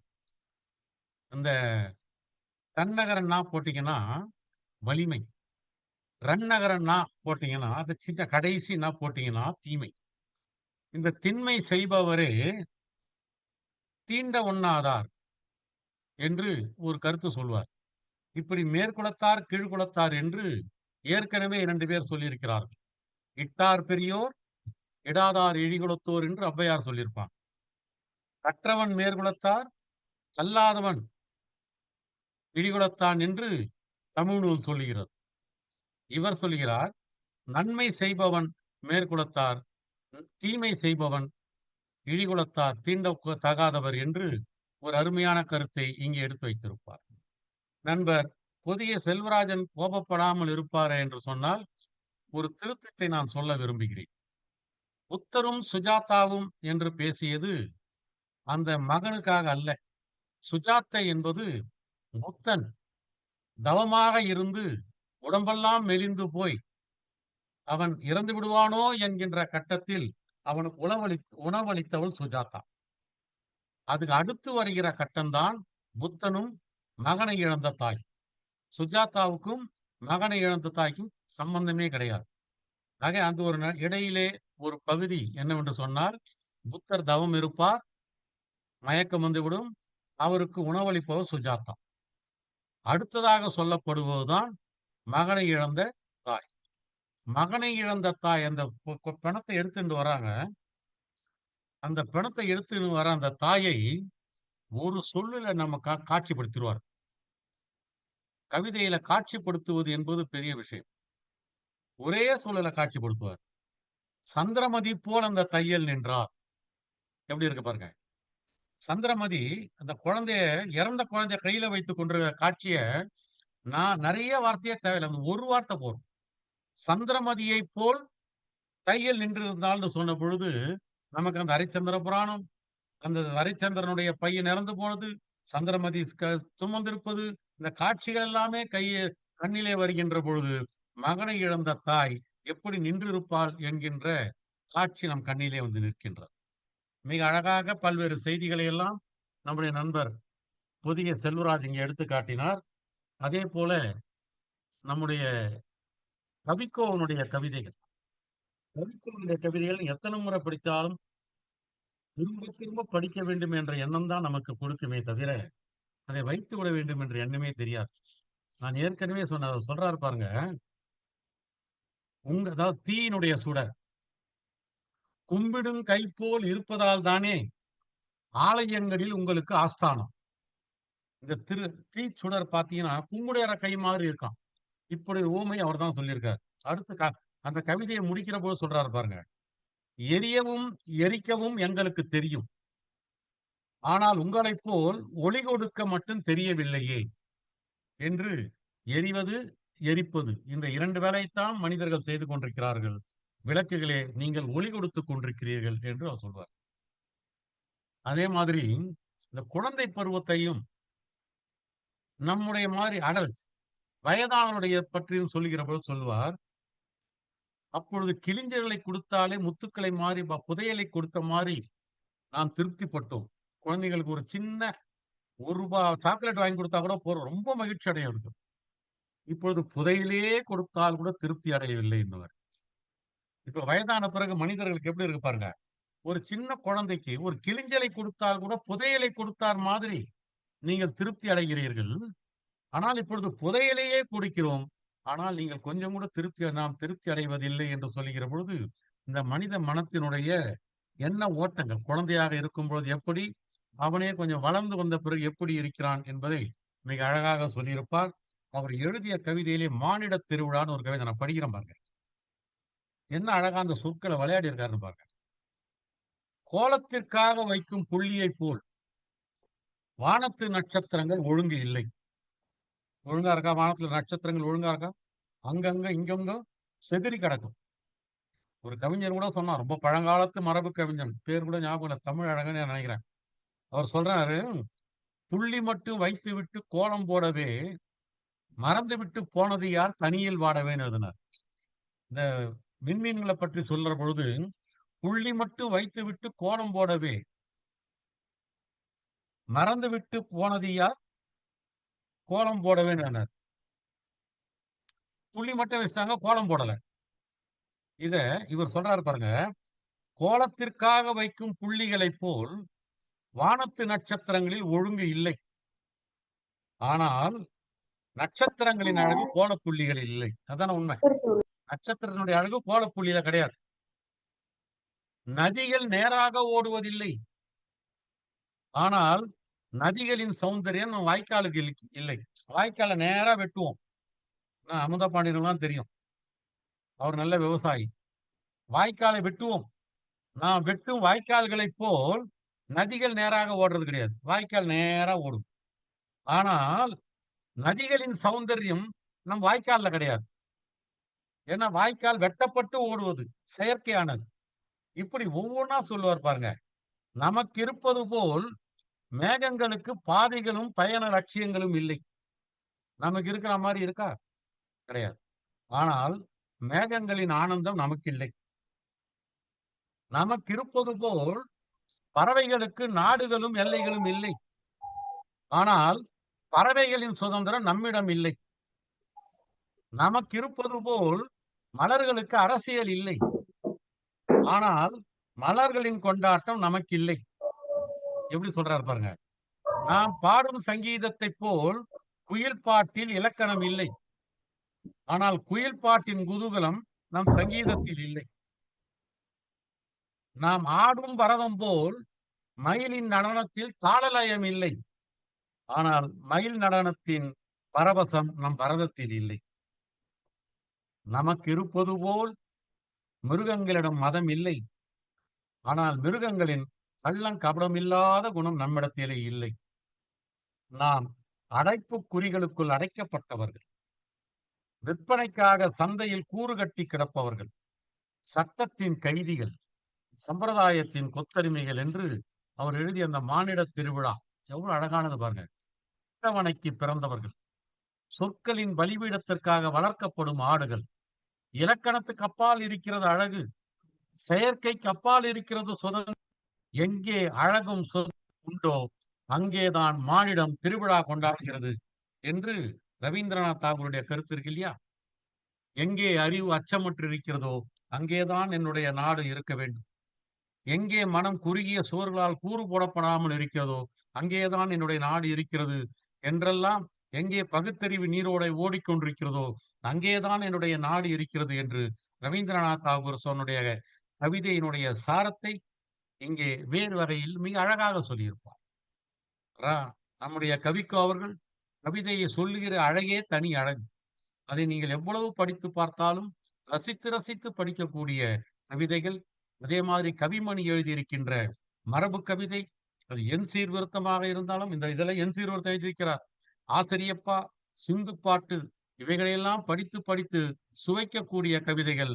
ஆக இந்த இரண்டு பெருங்கவிஞர்கள், ஒரு மரபு கவிஞர், ஒரு புது கவிதை கவிஞர், இந்த இருவரையும் இங்கே மிக சிறப்பாக ஆய்வு செய்திருக்கிறார்கள். அப்துல் ரஹ்மான் அவர்கள் கஜல் பற்றி கூட பாடியிருக்கிறார், ஐக்கூ பற்றியும் பாடியிருக்கிறார். இப்படி மிக சிறந்த இரண்டு கவிஞர்களை பற்றி, நம்முடைய பொதிகை செல்வராஜ் ஆசிய ஜோதியை பற்றியும், நம்முடைய சீனியர் ரவி பாரதி அவர்கள் ஆலாபனை பற்றியும் இங்கே மிக சிறப்பாக பேசியிருக்கிறார்கள். அவர்களுக்கு வெள்ளி இலக்கிய மேடையின் சார்பாக என்னுடைய நன்றியை தெரிவித்துக் கொள்கிறேன். வணக்கம். ஐயா கேஜிஆர், ஐயா கேஜிஆர், ஒரே ஒரு தகவல். இந்த புத்தரும் மாநிலந்து தாய்ங்கிறதுல வந்து சுஜாதையை தான் மென்ஷன் பண்ணிருக்காங்க அந்த புத்தகத்துல. அவதான் கொஞ்ச நாள் கழிச்சு வராது. தப்பா இல்லையே, இதை பாருங்க, நான் காட்டுறேன். இதுல இருக்கு, இந்த புத்தகத்துல நான் வச்சிருக்கேன். நான் சிறிது காலம் செல்ல மூணாவது பதிப்பு. ஐயா ஒரு நிமிடம், இதை கருத்துரையில சொல்லலாமே, விவாதிக்கலாம். சரி, ஓகே. அமைதியா இருங்க. இதெல்லாம் ரெக்கார்ட்ல போச்சுன்னா எடிட் பண்ண முடியாது ஐயா, தயவு செய்து. இப்பொழுது நன்றி உரை. நிகழ்ச்சியிலே தமிழ் வாழ்த்து பாடிய அம்மா ரமணி பாலசாமி அவர்களுக்கும், நிகழ்ச்சியை தலைமையேற்று நடத்தி கொடுத்த மரியாதைக்குரிய KG ராஜேந்திர பாபு ஐயா அவர்களுக்கும், மிகச்சிறந்த உரைகளை கொடுத்த ஐயா கவிஞர் சீனி ரவி பாரதி மற்றும் பொதிகை மு செல்வராசன் ஐயா அவர்களுக்கும், மற்றும் நிகழ்ச்சியிலே கலந்து கொண்ட அத்தனை பேருக்கும் வெள்ளி இலக்கிய மேடையின் சார்பாக எங்களுடைய நன்றியை தெரிவித்துக் கொள்கிறோம்.